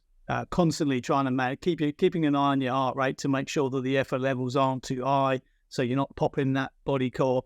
It was an awful lot of focus on just get to the start of day 5 without doing any kind of damage to you, for want of a better phrase, so that you're in the best possible shape. So yeah, it was considerably hotter. Well, I think we've said enough now to scare the hell out of anybody who was thinking of signing up for the race. Maybe now we should try and equip them with the benefit of some of your experience here. You being in a unique position of having been on the podium 2 times now. And what lessons did you learn in 2017 that armed you well for this time around in 2023? Yeah, so I mean, 27. I've done a couple of others in the meantime as well, where I've been trying to refine the process between now and then. 2017, a lot of it, I had a lot of things right, but I just went off too quick. I got carried away with the field, and then I paid the price. You know, it's never about, you know, there's always a long day in a multi-day race. In the BTU, which is what I love about the race, it's at the end, so it's just extra tough in true BTU style. So you've always got to make sure that you're there to start the long day in the best possible shape. Because if you are looking to compete, then you're more likely to make up ground on the long day. If you're looking to complete, then that's the longest, hardest part of the event. So for me, yeah, the big learning, the big difference between the 2 races was race planning, race execution, not going off too hard. But in previous races, I had some issues around nutrition. So my last race, I ended up not being able to eat for a couple of days, so ended up doing a 6,000 calorie deficit. I changed my food strategy around this time so that I actually split my meals. So instead of 1,000 calorie meal in the evening, I had 2 500 calorie meals. So if one didn't work, I still got 500 calories down me. I changed what I used for breakfast in the morning. I don't normally eat a breakfast, so why try and eat a rehydrated meal? So I just used, you know, biscuits and a powdered form, and that worked perfectly.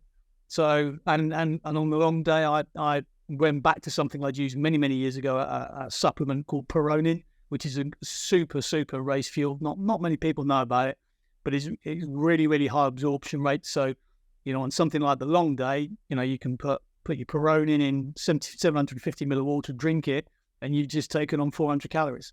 So it's you know, it's things like that kind of really make the difference.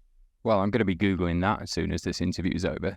So it's Peroni, not Peroni. Yeah, no, that's a very different thing. That would have been less useful at the start of day 5. But better in the finish line. Yeah. Well, I mean, you've picked up on a couple of things there that you've learned and developed immediately. One of the things that really struck me there was just talking about food.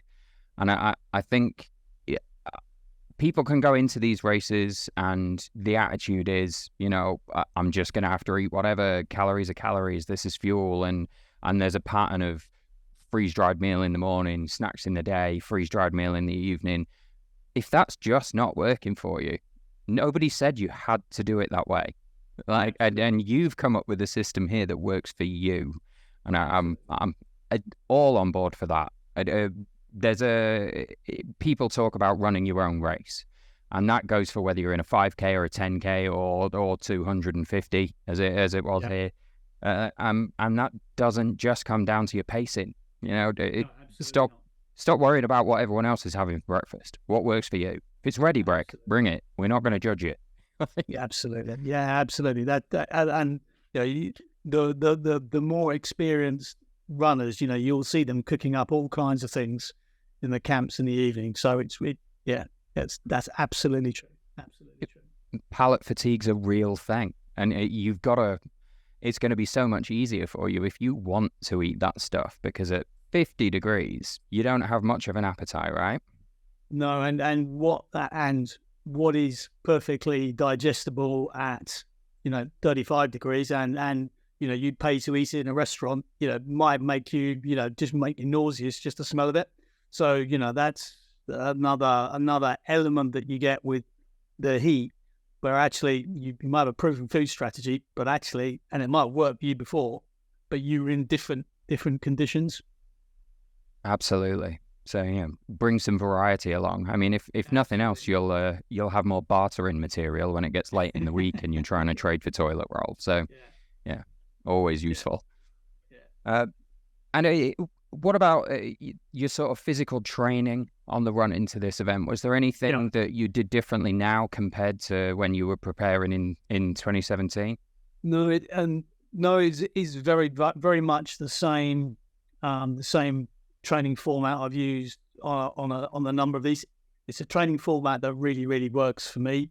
So physically, I came into this probably not as quick a runner as I was last time round, but I think over the distance, a stronger runner than I was last time round.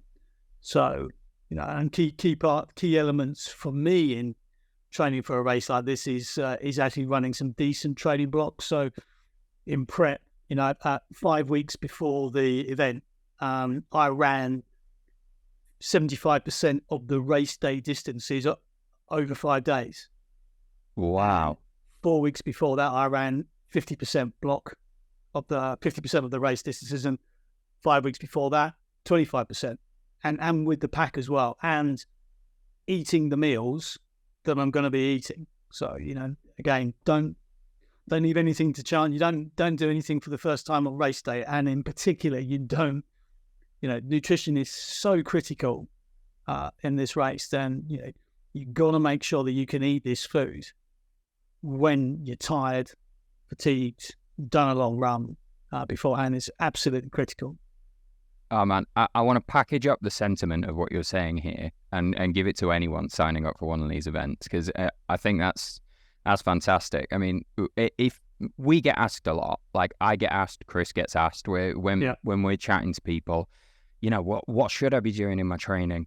And of course, the first thing we say is, well, everybody's different, so I can't just tell you this, and this, and that will work.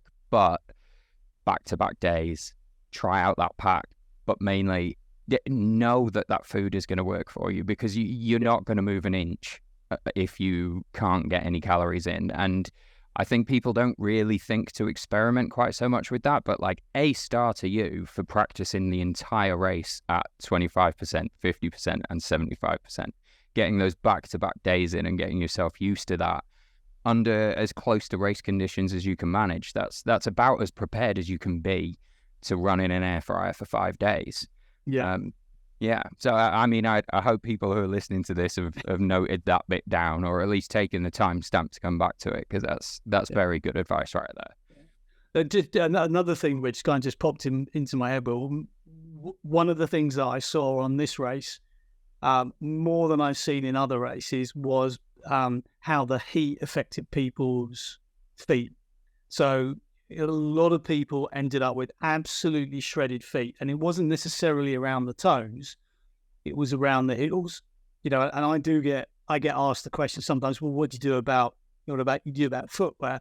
Well, when you go into a desert race, the old adage used to be buy a pair of shoes that's 2 sizes too big. Well, no, because you then turn into Ronald McDonald. What you actually need is you need space in the shoe for your feet to expand. And what I saw a lot of were people's terrible blisters right the way around their heels, because the heel tends to be the tightest part of the shoe. You tend to get more space in the toe box. And if people are thinking about, well, how do I select shoes? I think my advice would be, when you go and try your shoes, wear 2 to 3 pairs of socks just to get the sense of, okay, if my feet do swell up, you can always take a pair of socks off if they swell up, but you can't make a pair of shoes bigger. And actually, we saw that in 2017 where some of the runners actually had to have the size of their shoes cut out. Vincenzi had to have his shoes cut almost into a pair of sandals. You beat me to it. It's exactly what I was about to say. We had to get to the point there where people's feet were so swollen, we were having to cut them out of their hosers so they could carry on going. It was, very, very tough.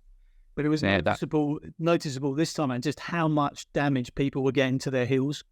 So I think, it's the multiple pairs of socks when you try the shoes on, and if you can, try running them. That will give you a better sense of whether your feet, where the problem's going to be when they inevitably expand. Yeah. I mean, I've just been talking this morning to Jenny, and she was on antibiotics for a good while after this race because her feet were mangled. And we think about that as a sort of a wet weather thing, something that might come from, training out here in winter, or people talk about spine feet when I'm working on the spine race. Jenny managed to develop spine feet in 50 degrees out in the middle of the desert in one of the driest locations on Earth. So the risk is absolutely there. Yeah. With the added bonus that if you do then get some of that fine sand in there, you're now basically wearing sandpaper for socks, which is just going to compound the matter. Yeah, absolutely. Yeah. Well, and I know these are great tips. And I mean, in terms of what sort of training do you generally find yourself doing? We've talked about the sort of training blocks that you've put in there, which are excellent. We're mimicking the conditions that your body's going to have to put up with on the race. But outside of that, are you, someone who does really regular regimented strength training and stuff around your distance running as well? Like what does a typical week look like for you? Yeah, so the strength training is an absolute must, and I think I'm an older runner, so the older you get, the more important that strength training becomes. You've got to support the chassis to carry the runner. So yes, normally there's a mix of strength sessions, but at least 2 strength training sessions a week, which might be weights or it might be body weight sessions, but a mix of those things. And then it will be, typically hill sessions, interval sessions. Interval sessions still have a big part to play in this type of race. Longer tempo sessions, and then the back to backs. And a favourite of mine in the back is a midday back to back. I'm sorry, midweek back to back. So you might do 2 back to backs at the weekend, but actually. On a Wednesday, I normally go out and do 10, 12 miles in the morning with the pack on, early doors, and then go out and do the same again in the evening. So actually, I'm getting in the mileage, but I'm actually getting a little bit of recovery in as well. And that, again, just helps, in many respects, it just helps deal with, say, the monotony of it, but it just helps you learn to reprogram your brain to run, Absolutely. Also, you're teaching your brain and your body to cope with having to get back up and go back out when you're already tired, when your body's waving the flag and saying, actually, I'd like some recovery time. And that's going to be very important once you get out there. So, we've talked about how tough it is out there and how tough this year was in particular. We've looked a bit into, the training that you did for this. There's a question hanging in the air here, which you asked yourself, you said at the end of stage 1, which why do this to yourself again? Because for all of the beauty of the desert out there, and I absolutely see that, it's a tough grind, this race. So why on earth, Steve? Well, as it happened, I was supposed to be doing the race in the planet, 20-year race in the Jordan desert. That unfortunately got postponed. And at the insistence of my wife, who said, you will be an absolute nightmare if you don't have a race, fortunately remembered that Namibia was at the same time. So having received an email on the Sunday morning saying the race has been postponed, by lunchtime, I'd already been in email contact with Archie, and I think I was paid up for the race by about 4:00 in the afternoon. So amazing. So it was so it wasn't necessarily on the plan, but actually once I knew I was coming, I don't normally do the same race twice, but it did allow me to go back and face my demons, as it were. And any regrets about going there and doing it for the second time?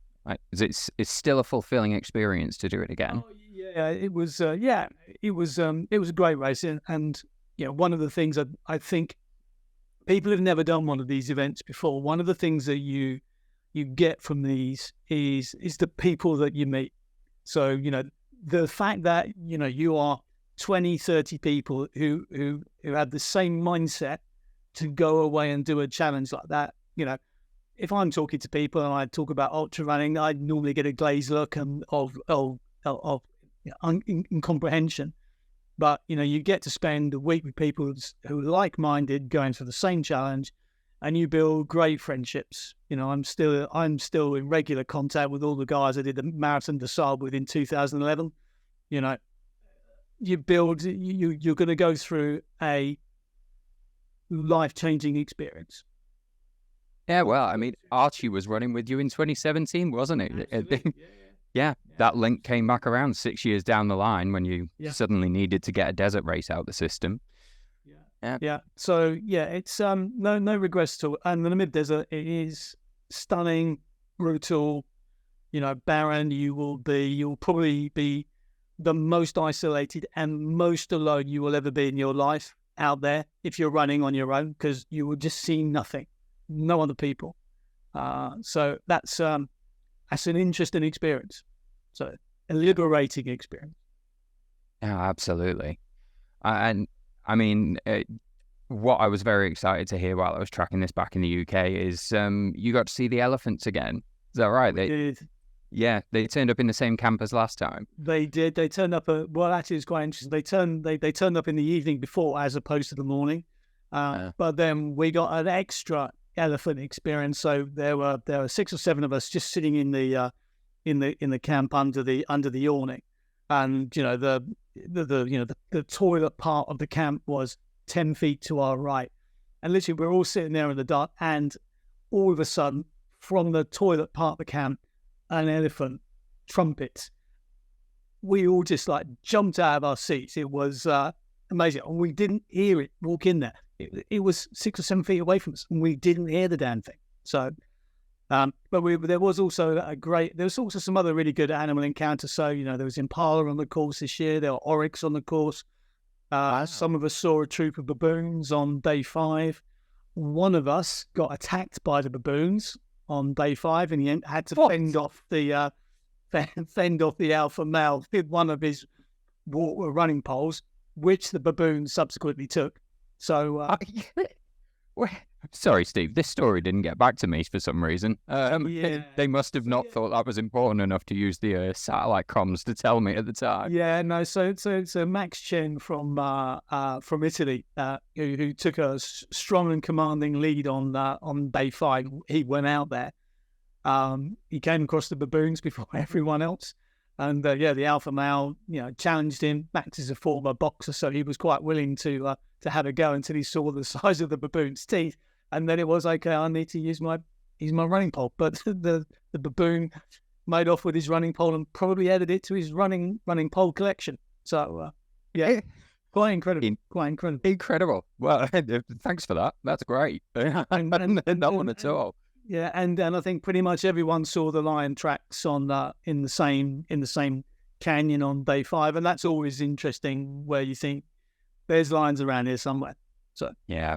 We've never had a sighting, not of the lions, but you're not the first group of runners to go through that last canyon and find prints down there. We know they are in the area, but I think we make just enough noise that they don't want to hang around too much, but they're there, and it's interesting to be in that canyon and know that there could be a set of eyes looking at you from somewhere in those rocks. Yeah, and that's where you come back to feeling exposed out there. There's something it's not like a safari park when you're on foot on your own and you sense that there might be that kind of wildlife around. Yeah, and when things go wrong as well, So again, I don't know if it got back to you, but one of the runners had an incident on the first day where his sight started failing because of the heat. So I had heard about that. Yeah. Fortunately, he came back, but yeah, very, very challenging environment. Yeah, seriously, it really is. I would like to try and end on a high note, though. Firstly, watching from the tracking system from my end, it seemed like you and Shane had a pretty good race. You were together a lot of the time. How did that sort of running buddy relationship work out? Yeah, it was great. I mean, we're very compatible runners, very similar runners, I think, in terms of where we are. Well, yeah, we're both similar age. We were kind of joking with the race crew that the over 50s race has just finished, the kids race is just coming in. But yeah, I've never run with someone for such a long distance for so many days. So yeah, and I think we were kind of helping manage each other through it. But it was it was great. We had a really great experience. And on the last day, we kind of agreed, when one of us is stronger, then we'll pull away. And yeah, for me, it was about 12 miles out from the finish. I was able to start running again in the heat. So I was able to get that pole position. Outstanding. And if you are listening, Shane, congratulations. Second place is absolutely amazing. And let's try and end on a high a little bit here. We've talked about how difficult this is. We've covered elephants. What are people maybe not expecting about the desert? Like what's particularly, is there a particular view that you enjoy out there, or some other aspect of it that you enjoy while you're going through this? Yeah, I think deserts, people imagine that deserts are empty, barren places, but they're full of life and full of amazing geology. So they are visually stunning places. Every desert I've run in, you just go, wow, it is visually stunning. And that sense of that being out there and being on your own, as I say, it's an incredibly liberating experience. It is probably the most alone you ever are in the society that we live in. So it's Someone once said there's a reason why religions get created in deserts, and I think I can understand why. So that is a great line. That's a mic drop of a quote to end on, Steve. Thanks for that. And I've got my religion. Well, thanks very much for taking the time today, Steve. I really appreciate it. And definitely some good stuff in there for anyone who is thinking about taking on their own race across the desert, or race across anywhere in particular, really. And yeah, congratulations once again. Absolutely outstanding. First and second over the course of a few years in the Desert Ultra. That's amazing. Just have to come back in 29 now. Excellent. All right. I'll see you there, pal. Place. Yeah, look forward to it, Will. Brilliant. All right. You have a good day, bud. Yeah, take care. Cheers. Good afternoon then, Andy. It's been a few weeks since your desert adventure now. How are we feeling? You adequately recovered? I think physically almost there. It's been a challenging few weeks really to come back to earth with a bit of a bang, and migrating, I suppose, or transitioning back into family life again and normal day-to-day stuff. But yeah, no, I'm feeling okay. I've gone out for a few runs. I did a half marathon only 3 days after landing back from Africa, which may have been a bit of a mistake, but hey, I had it in the calendar, so it had to be done. So well, hopefully none of the medical team are listening, and they can't disqualify you retroactively. So exactly. So but feeling all right. Yeah, not too bad at all. Oh, good stuff. Well done. And well done, I think, is an opportune phrase at this point. You guys had an exceptionally tough year. I was sitting at one point during the tracking. I looked at the Met Office app. It was 3 degrees where I was, and it was 50 degrees hotter where you guys were running. And it was like I could feel the heat coming off the screen while I was watching your dots move along. we're jumping ahead of ourselves in a crazy way here, but why not? I mean, how was that? Because a lot of people listening here will have no frame of reference for what it feels like to be that hot, let alone working that hard in that heat. Yeah, it was barbaric. As in, I think that's the only way I can really describe it. As in, it was Brilliant. It was We'll get that on the website. A massive shock to the system. I think I thought it was going to be a gradual easing into it. 7:30 start on the first day, and went out hard, and it bit me very, very early on. As in the reality of what we took on, I was taking on, was very clear within the first 20 kilometers. So I don't think you could prepare for it. Well, I certainly couldn't. Just didn't know really how my body was going to react to it, and it was a struggle from the outset. Yeah. Brilliant. So we've neatly set the scene there for anybody who was listening to this because they're considering signing up for the race. This race doesn't hold your hand on the way in; it throws you straight into it. Yeah, it sure does. Yeah. We've skipped ahead slightly there. We've set the scene. We know we've got a very, very difficult race ahead of us that we're going to be talking about. But let's step back a little bit because that's skipping really the big story here, which is what was your journey into this race? Because you've had a pretty tumultuous couple of years, I think would be fair to say. And I don't know, it seems unfair of me to ask you to sum all of that up now, just as a quick answer to this question, but I'm going to do it anyway, Andy. Okay. So take the mic, take your time. But how on earth did you end up standing in that heat on the start line in Namibia?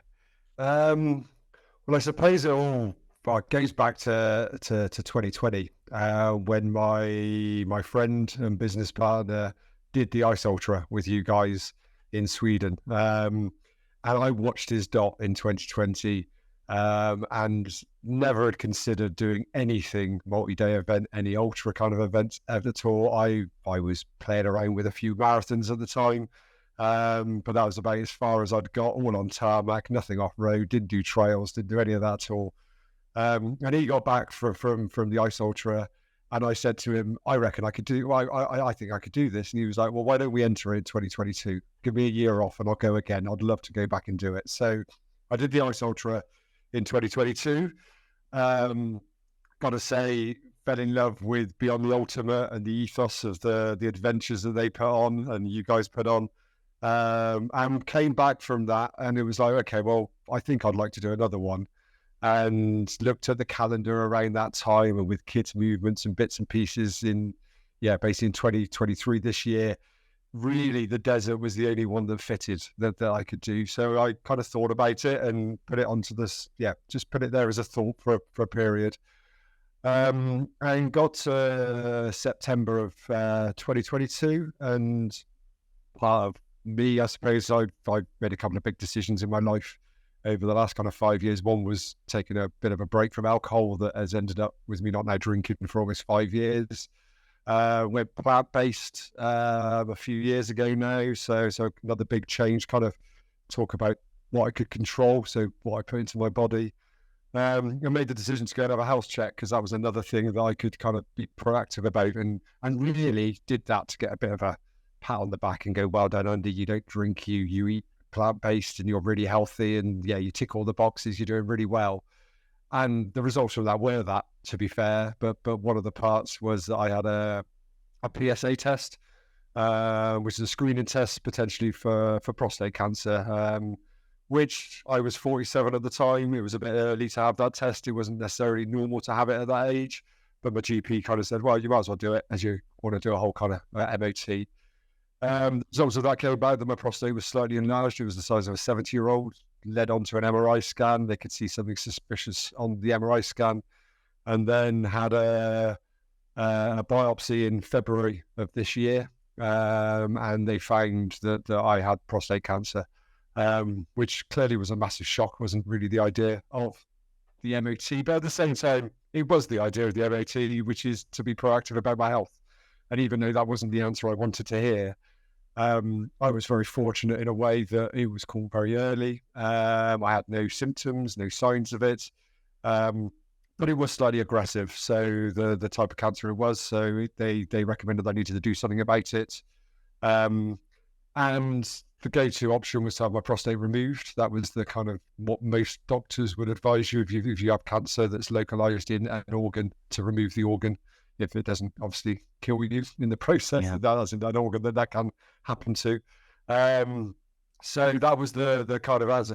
But I think around the time that I did the MOT, I think I was about to book for the desert. So that was around September, October, around a year before I was meant to be doing it. But clearly with everything going on, I had to put that on hold. And it was like, well, that doesn't look like it's going to happen. And if I have my prostate removed, it's definitely not going to happen, because the recovery period of that was quite intense. But I looked into other options and found that I could go down a different route, which is radiotherapy and a process called brachytherapy, where they insert a seed into your actual prostate and blast the cancerous cells away.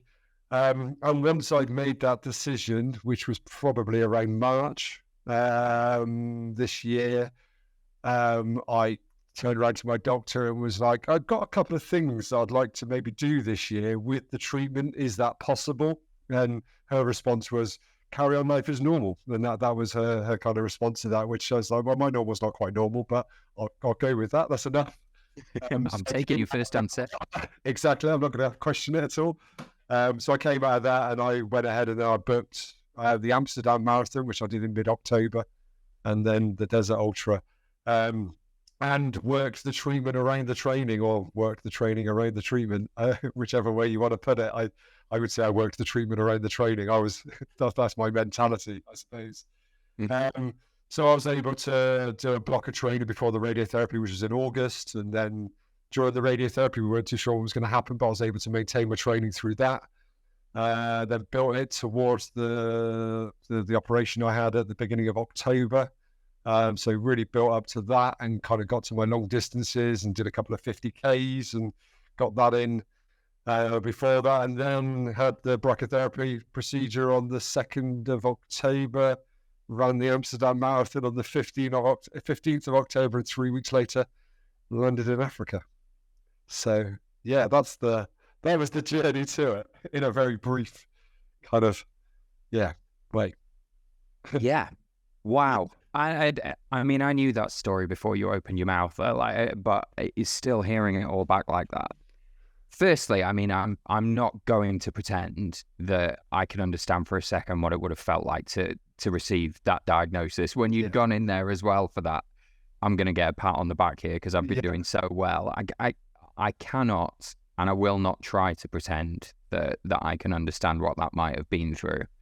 And you know, I called you up today because I wanted to talk to you and sort of celebrate what you managed to get done out there in the desert. But as I said beforehand, there's an awful lot of resilience required in order to get through an event like this. And you know, especially for a runner such as yourself. And no tea, no shade here, Andy, but you know, you were towards the back of the pack. You're among the runners that are out there for the longest possible time. So you're the people that need the deepest pockets when it comes to that kind of resilience. Yeah. I mean, juggling ultra running training on top of day-to-day life is difficult anyway.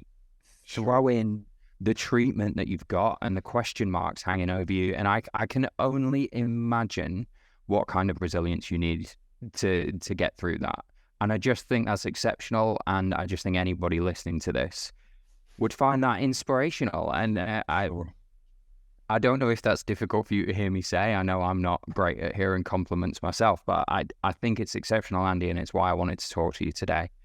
And I mean, there's no question here that feels big enough given what you're facing and what you've had to go through here. So I am just going to plow on. Yeah. Do you think that factored in the ability to be that mentally resilient that you've had to be over and over again over this year? Do you think that did factor into your ability to get through something like the Desert Ultra? I'm sure it did. I think actually it's interesting you say, as in with the resilience, as in with going through, being told that I had cancer and the fact of having to go through that process and the treatment, it was very much, I kind of treated it like a bump in the road. It was, I was going to survive. That's, and I still believe that. As in, there's a 97% success rate with the point that I caught the cancer at and the treatment I've had. So my mentality is very much to sit in that 97% as much as possible. But clearly, there's times when you slip in to that area of not yet, just over worrying, I suppose, which is very natural and very normal. So there was always a belief that I wasn't going to fail with the cancer journey. Still is very much a belief around that. And I think I applied that to my training in exactly the same way. There was just a belief around that I could do it, that I would just keep on turning up. And as long as I kept on turning up consistently, I would be able to build my training, that I would get to the point I needed to get to before the race, and did achieve that. And that was a challenge in itself, as in there was moments where clearly there could have been that situation where I didn't even get to the start line. But in my head, that was never an option. It was never, ever part of the equation. And I think going into the race, my head was telling me exactly the same. It was the same belief, which was that I will complete this. There was never, ever a feeling that I wouldn't believe it. And maybe that was based on my experience in the ice, the in Sweden. I don't think there was ever a point where I thought I was going to fail in the Ice Ultra. I dealt with the fear of the conditions fairly well, and I didn't fall into that trap of being really scared about the conditions. But the desert was a whole new ballgame, really. I think I'd used the training and the goal to suppress some of my emotions through the process. So I was able to super focus on the challenge ahead. And actually, when I got there, I think a lot then started to come out, which is when you're on your own in an ultra race. As we all know, there's a lot of time spent in our heads. Yeah, there's a lot of chatter that goes on, and there's a lot of, a lot of conversations. And I think, as I said briefly at the beginning, within the first 20 kilometers, as in at 20 kilometers, I ran pretty well for the first 14K to the first checkpoint. I got through that. The temperatures, we came round, the saddle that we were running through, and literally came around the other side of that, and it was like just someone just turned up the temperature gauge by 15, 20 degrees in a moment. And I think as I ran that first 14K, I didn't stop very long at the first checkpoint. I didn't respect the need at that point for recharging. I didn't take on any more salts. My admin, we talk about admin a lot in these races, was poor at that stage. So came through that, and at 20K, I literally, my body started to, I was getting dehydrated. I was starting, my first signs of heat stroke was kicking in. I didn't know what it was. I didn't really understand what was going on. So the first thing that came into my head was that I can't do this. Yeah, I said, oh my God, who was I to think I could come here and do this? Failed. My body was starting to fail, but I didn't know what the cause of it was. I just thought it was just that I wasn't made for these conditions. But managed to get to the second checkpoint. It's very hard not to dip into that mindset under those circumstances, especially when you're dealing with so many unknowns. Yeah, it's hard to shut up that bit of your brain that has now started to catastrophize your situation. Completely. And I have watched a number of runners go through exactly what you went through or what you're describing here on the first day and not be able to bounce back from it. So, let's focus a little on that then. How did you? Well, I got that could have been game over. Yeah. Well, do you know what I said? As in through this whole process, through doing the Ice Ultra, through my cancer journey, the training, there was never ever that thought of failing.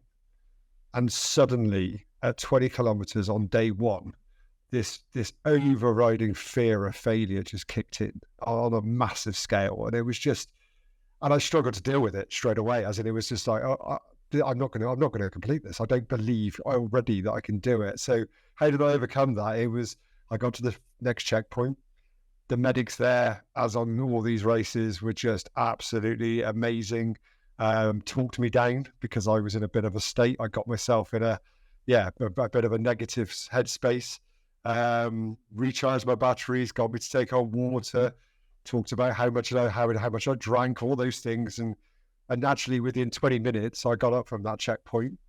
And I remembered looking over my shoulder going, I think I can run again. I didn't run again at that point because we were then, it was midday, and the temperatures were going higher and higher. And I then had this fear that running equaled me overheating, getting heat stroke straight away. So then it was this whole changing of my expectations of what the race looked like, which I had to go through as well, which day one was a lot of, reframing what it looked like, being more realistic about what the goal was. And then really just became checkpoint to checkpoint, really. And I suddenly got to this point where the challenge became getting to the end of day 4.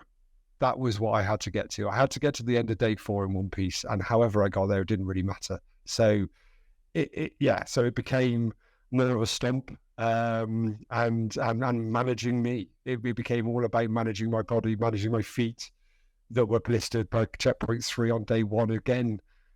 Yeah, that was a big shock, as in that my feet very rarely blister, and by 35k on day 1, my feet are already having to have medical attention. How am I going to get through those next 5 days? But with every step, you get closer, don't you? And that's what it became. And as long as I could see progress, it didn't matter what it looked like. But that took a lot of ditching a bit of the ego. Yeah, because I was expecting. I came 9th in the Ice Ultra. I was kind of thinking that I would be top 10-ish maybe. And suddenly I'm at the back of the field in a completely different place to what I thought. And like you say, suddenly as well, the realization of how long I'm going to be out on the course for if all I can do is stomp it with a bit of running in between. And it was big challenge. And I think a lot of people think that we kind of go into these, that we're so mentally resilient when we go in, that we don't go into those deep, dark ravines. But I did, and I went there a lot. And I haven't touched on the fact as well, with my cancer treatment, I've also basically have been on hormone therapy as well, which meant all my testosterone has been removed. So I have no testosterone at the moment. So I'm very emotional. I've had a lot of ups and downs. I cried more in the last year than I've cried in my life probably at times. And that kind of moment of, yes, I was suppressing a lot of these emotions going into this race, then suddenly having all this headspace, and just the medics just asking me how I was enough to push me into that. And them telling me that I was doing amazingly and just complimenting me. But that was, again, that made me very emotional, and just kind of reflecting on that I'd got to this point and I got there and I was here doing it. And and like I say, with every step there was progress. So that was just the achievement every day, was just moving forward. So yeah. Incredible. I mean, what you've just described there, I think, is an experience that so many people who've been through long races will be able to relate to, especially if they've been through multi-stage races. And I feel sometimes like there's a bit of a misconception about what resilience actually is. There seems to be this idea that people who are resilient go into these situations and don't have these emotional responses and have found a way to somehow not end up getting into these dark places sometimes. That's not the case. I mean, most 99% of runners are going to hit them at some point, and you're now in this situation where, on top of everything else that's happened to you, halfway through stage 1, you've now got to reevaluate and replan your entire week. Resilience is shown in the fact that you did it. Resilience is shown in the fact that you did keep moving, and you recognize that as long as I'm moving forwards, I am solving this problem. As long as I'm moving forwards, I am still active in this process, and I'm getting through it. I'm eating it up a tiny little bit at a time, but I'm eating it. Exactly. If anybody listening to this who's worried about taking something on the size of something like the Desert Ultra, if you take one thing out of this whole podcast, it would be that for me. So resilience doesn't mean not being scared or intimidated or emotional or any of that other stuff. Resilience is what you do in the face of that. And I think that's fantastic. I mean, what do you draw on in those moments? And this is a very difficult question for anybody to answer. And I think, Andy, yours must be sort of uniquely difficult at the moment. But where do you go in those moments where part of your brain is starting to tell you, oh, wait, maybe this is more than we can chew? Yeah. I think it's, as in, one of the things I sort of touched on there was this kind of goal to get to the end of day 4. And the reason why that became a goal was because of this, I don't even know how to describe 92 kilometers on day 5. For someone who had only ever traveled 64 kilometers in one day, which was in the ice in Sweden in 2022, to suddenly have this 92 kilometer day at the end. I do a lot of calculations in my head, always. That's how I run when I'm running marathons, half marathons. I do a lot of calculations of time. How long is it going to take me if I keep at this pace? What time am I going to finish and everything like that? So I spend a lot of time in that space of just convincing myself that I'm going to get to the end, because I can. So there's a lot of, and I suppose that's really going into that space of what does it look like? Yeah, as in, if I'm maintaining this pace, it's okay. I'm going to be here for this amount of time, and to accept that and expect it. Where I think it's very easy to, you're constantly, go, well, I should be finishing at this time, and I'm not. And that means I'm failing what my expectations were coming into this. So it's removing those thoughts and accepting it. And I think in this race, especially, different from the Ice Ultra, I think the Ice Ultra is slightly more isolated, it feels, or it felt for me, maybe in the position I was in the field. And then with the evening accommodation and how that's all set, you didn't get the connection with the other competitors in the race. And I've got to say, what I'm going to take away from the whole experience is clearly completing it and doing it, but the connections that we made as a group and that we hopefully have created for life as a result of doing this collective experience together, was just wonderful. And I think because I ended up further at the back of the field, there was a group of us there. We very, very rarely came together. We often were on our own still, but often at the end of the day, I'd connect with someone and I'd end up doing the last section with someone, or and spending time sharing stories. I think I've shared my story here. I shared that openly with the other racers, with the medics, with the team, with everyone involved in the race. And that was important for me to be able to chat to people about what I'd gone through, because that was good therapy for me during the race. But what I also found is because I was open and I was vulnerable, then people were vulnerable back and then told their stories and how they'd got there. Because we all had a story.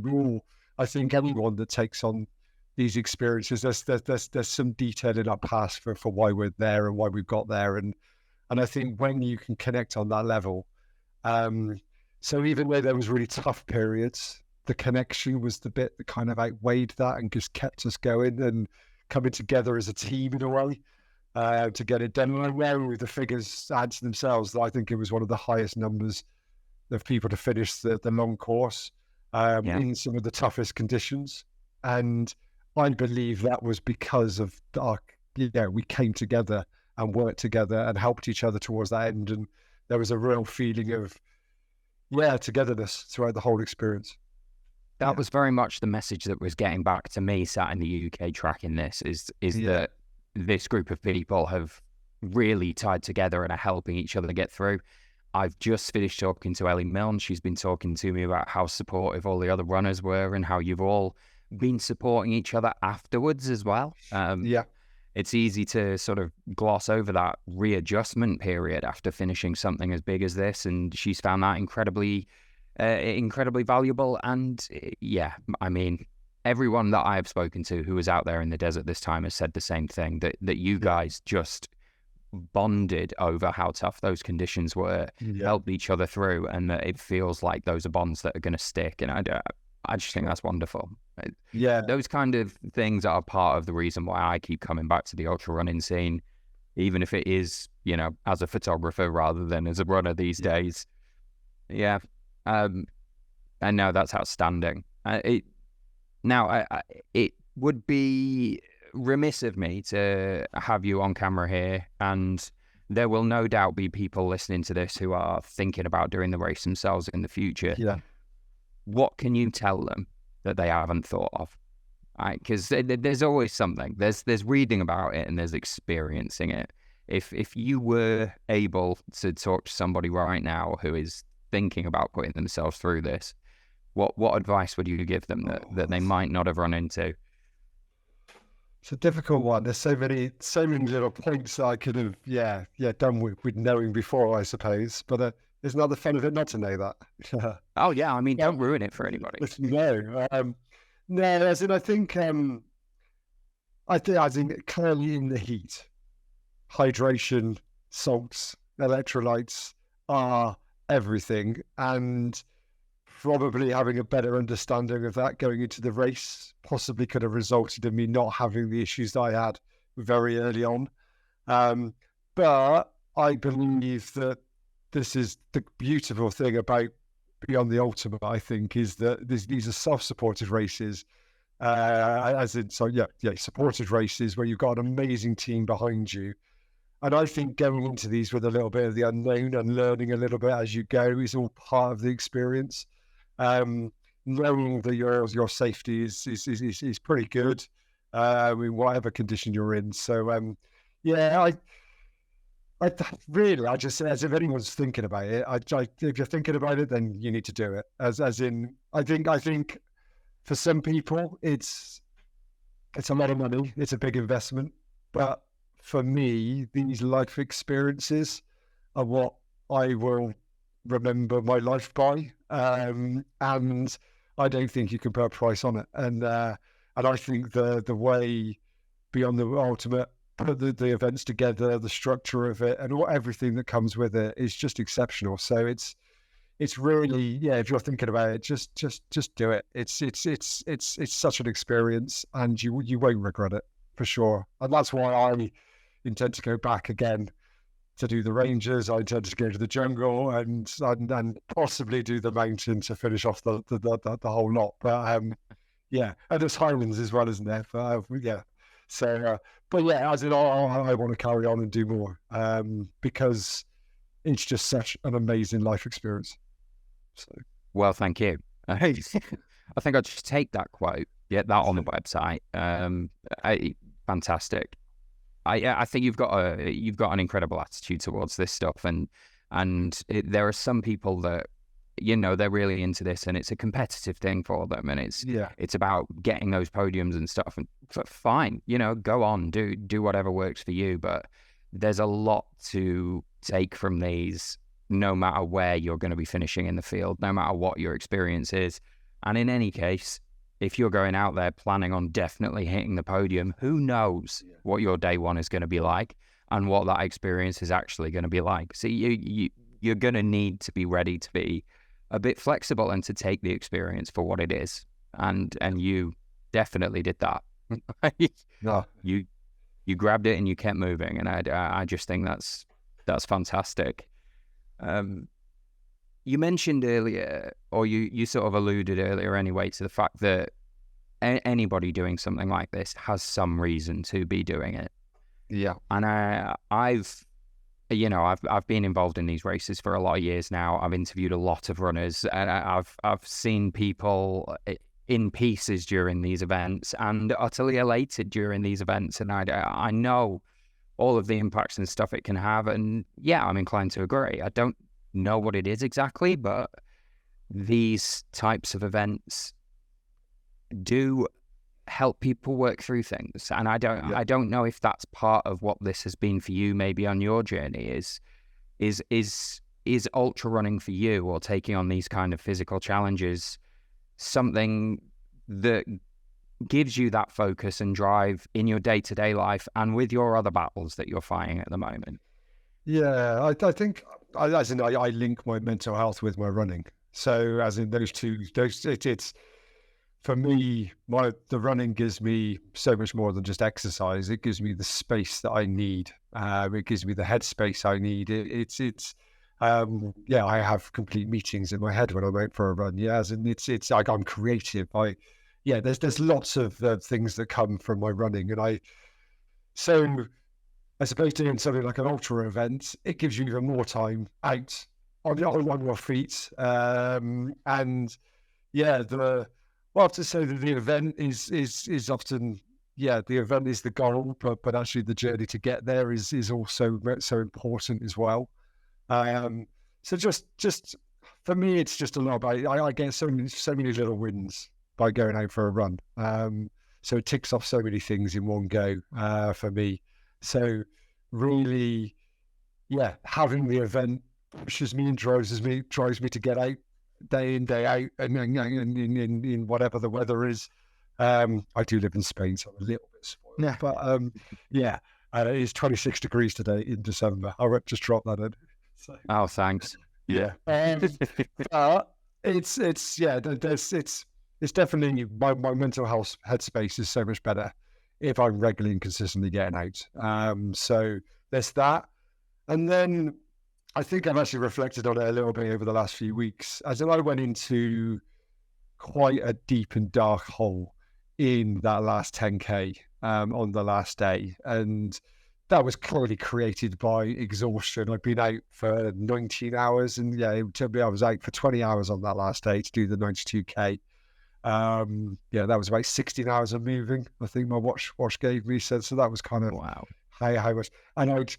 And I'd managed to run for 35K of it in the morning. So I knew I had to do that to get to the cutoff, and got through that. And then that last 10K, it began to get quite dark in my head, and I reflected on it a little bit in the fact that I was putting myself down. Yeah, I was being really negative about myself. I was being quite kind of not good enough kind of stuff. Who was I to be there? I ended up being last out on the course, which clearly wasn't my expectation going into the race.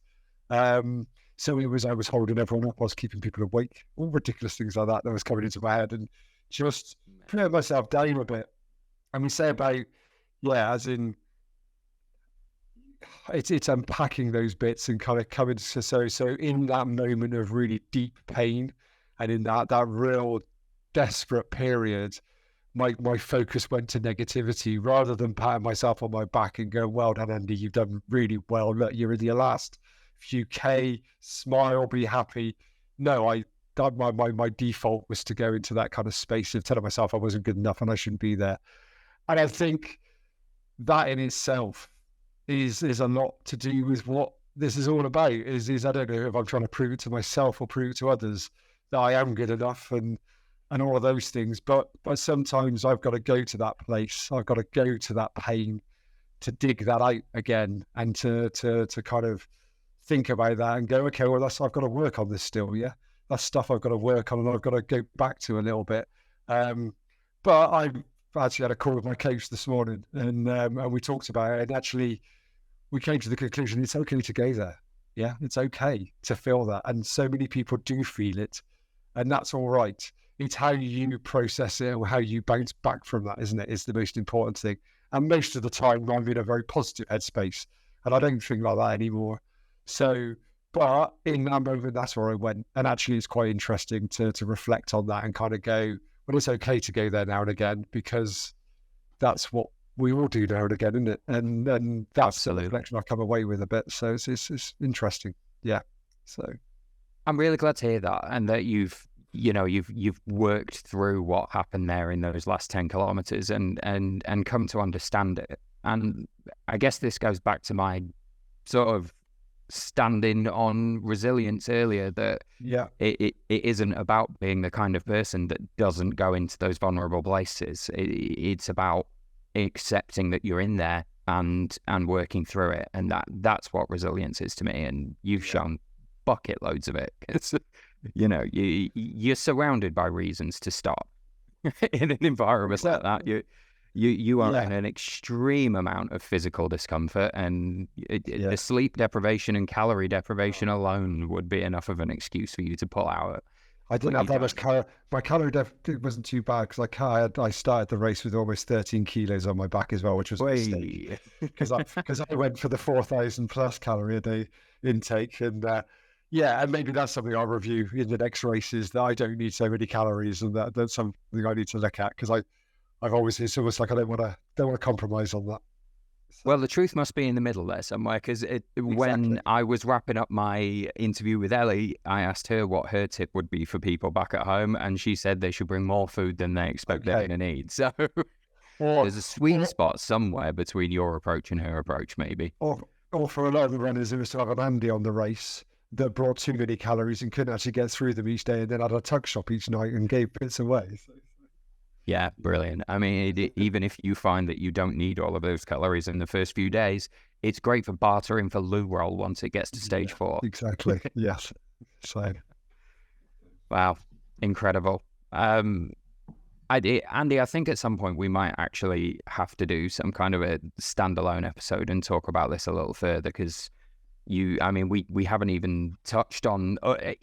You went in and had that full physical MOT because you deserved a pat on the back at that point. We haven't even touched on the 4 years of not drinking that you'd done and the lifestyle changes before that.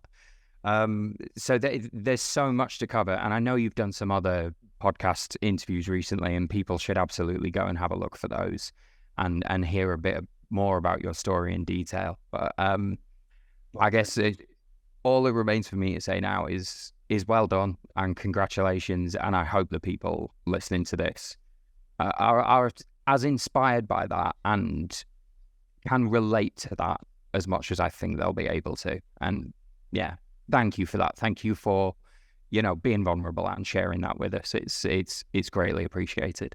No worries. It's a pleasure. No, it's a life-changing experience. As in, these races change lives, and and it's such an amazing thing to do. So I'm really looking forward to the next one and the next one and the next one. So that's amazing. I'll have to make sure I'm actually there next time, Andy, and I can watch you cross the finish line in person instead of as a dot on the screen.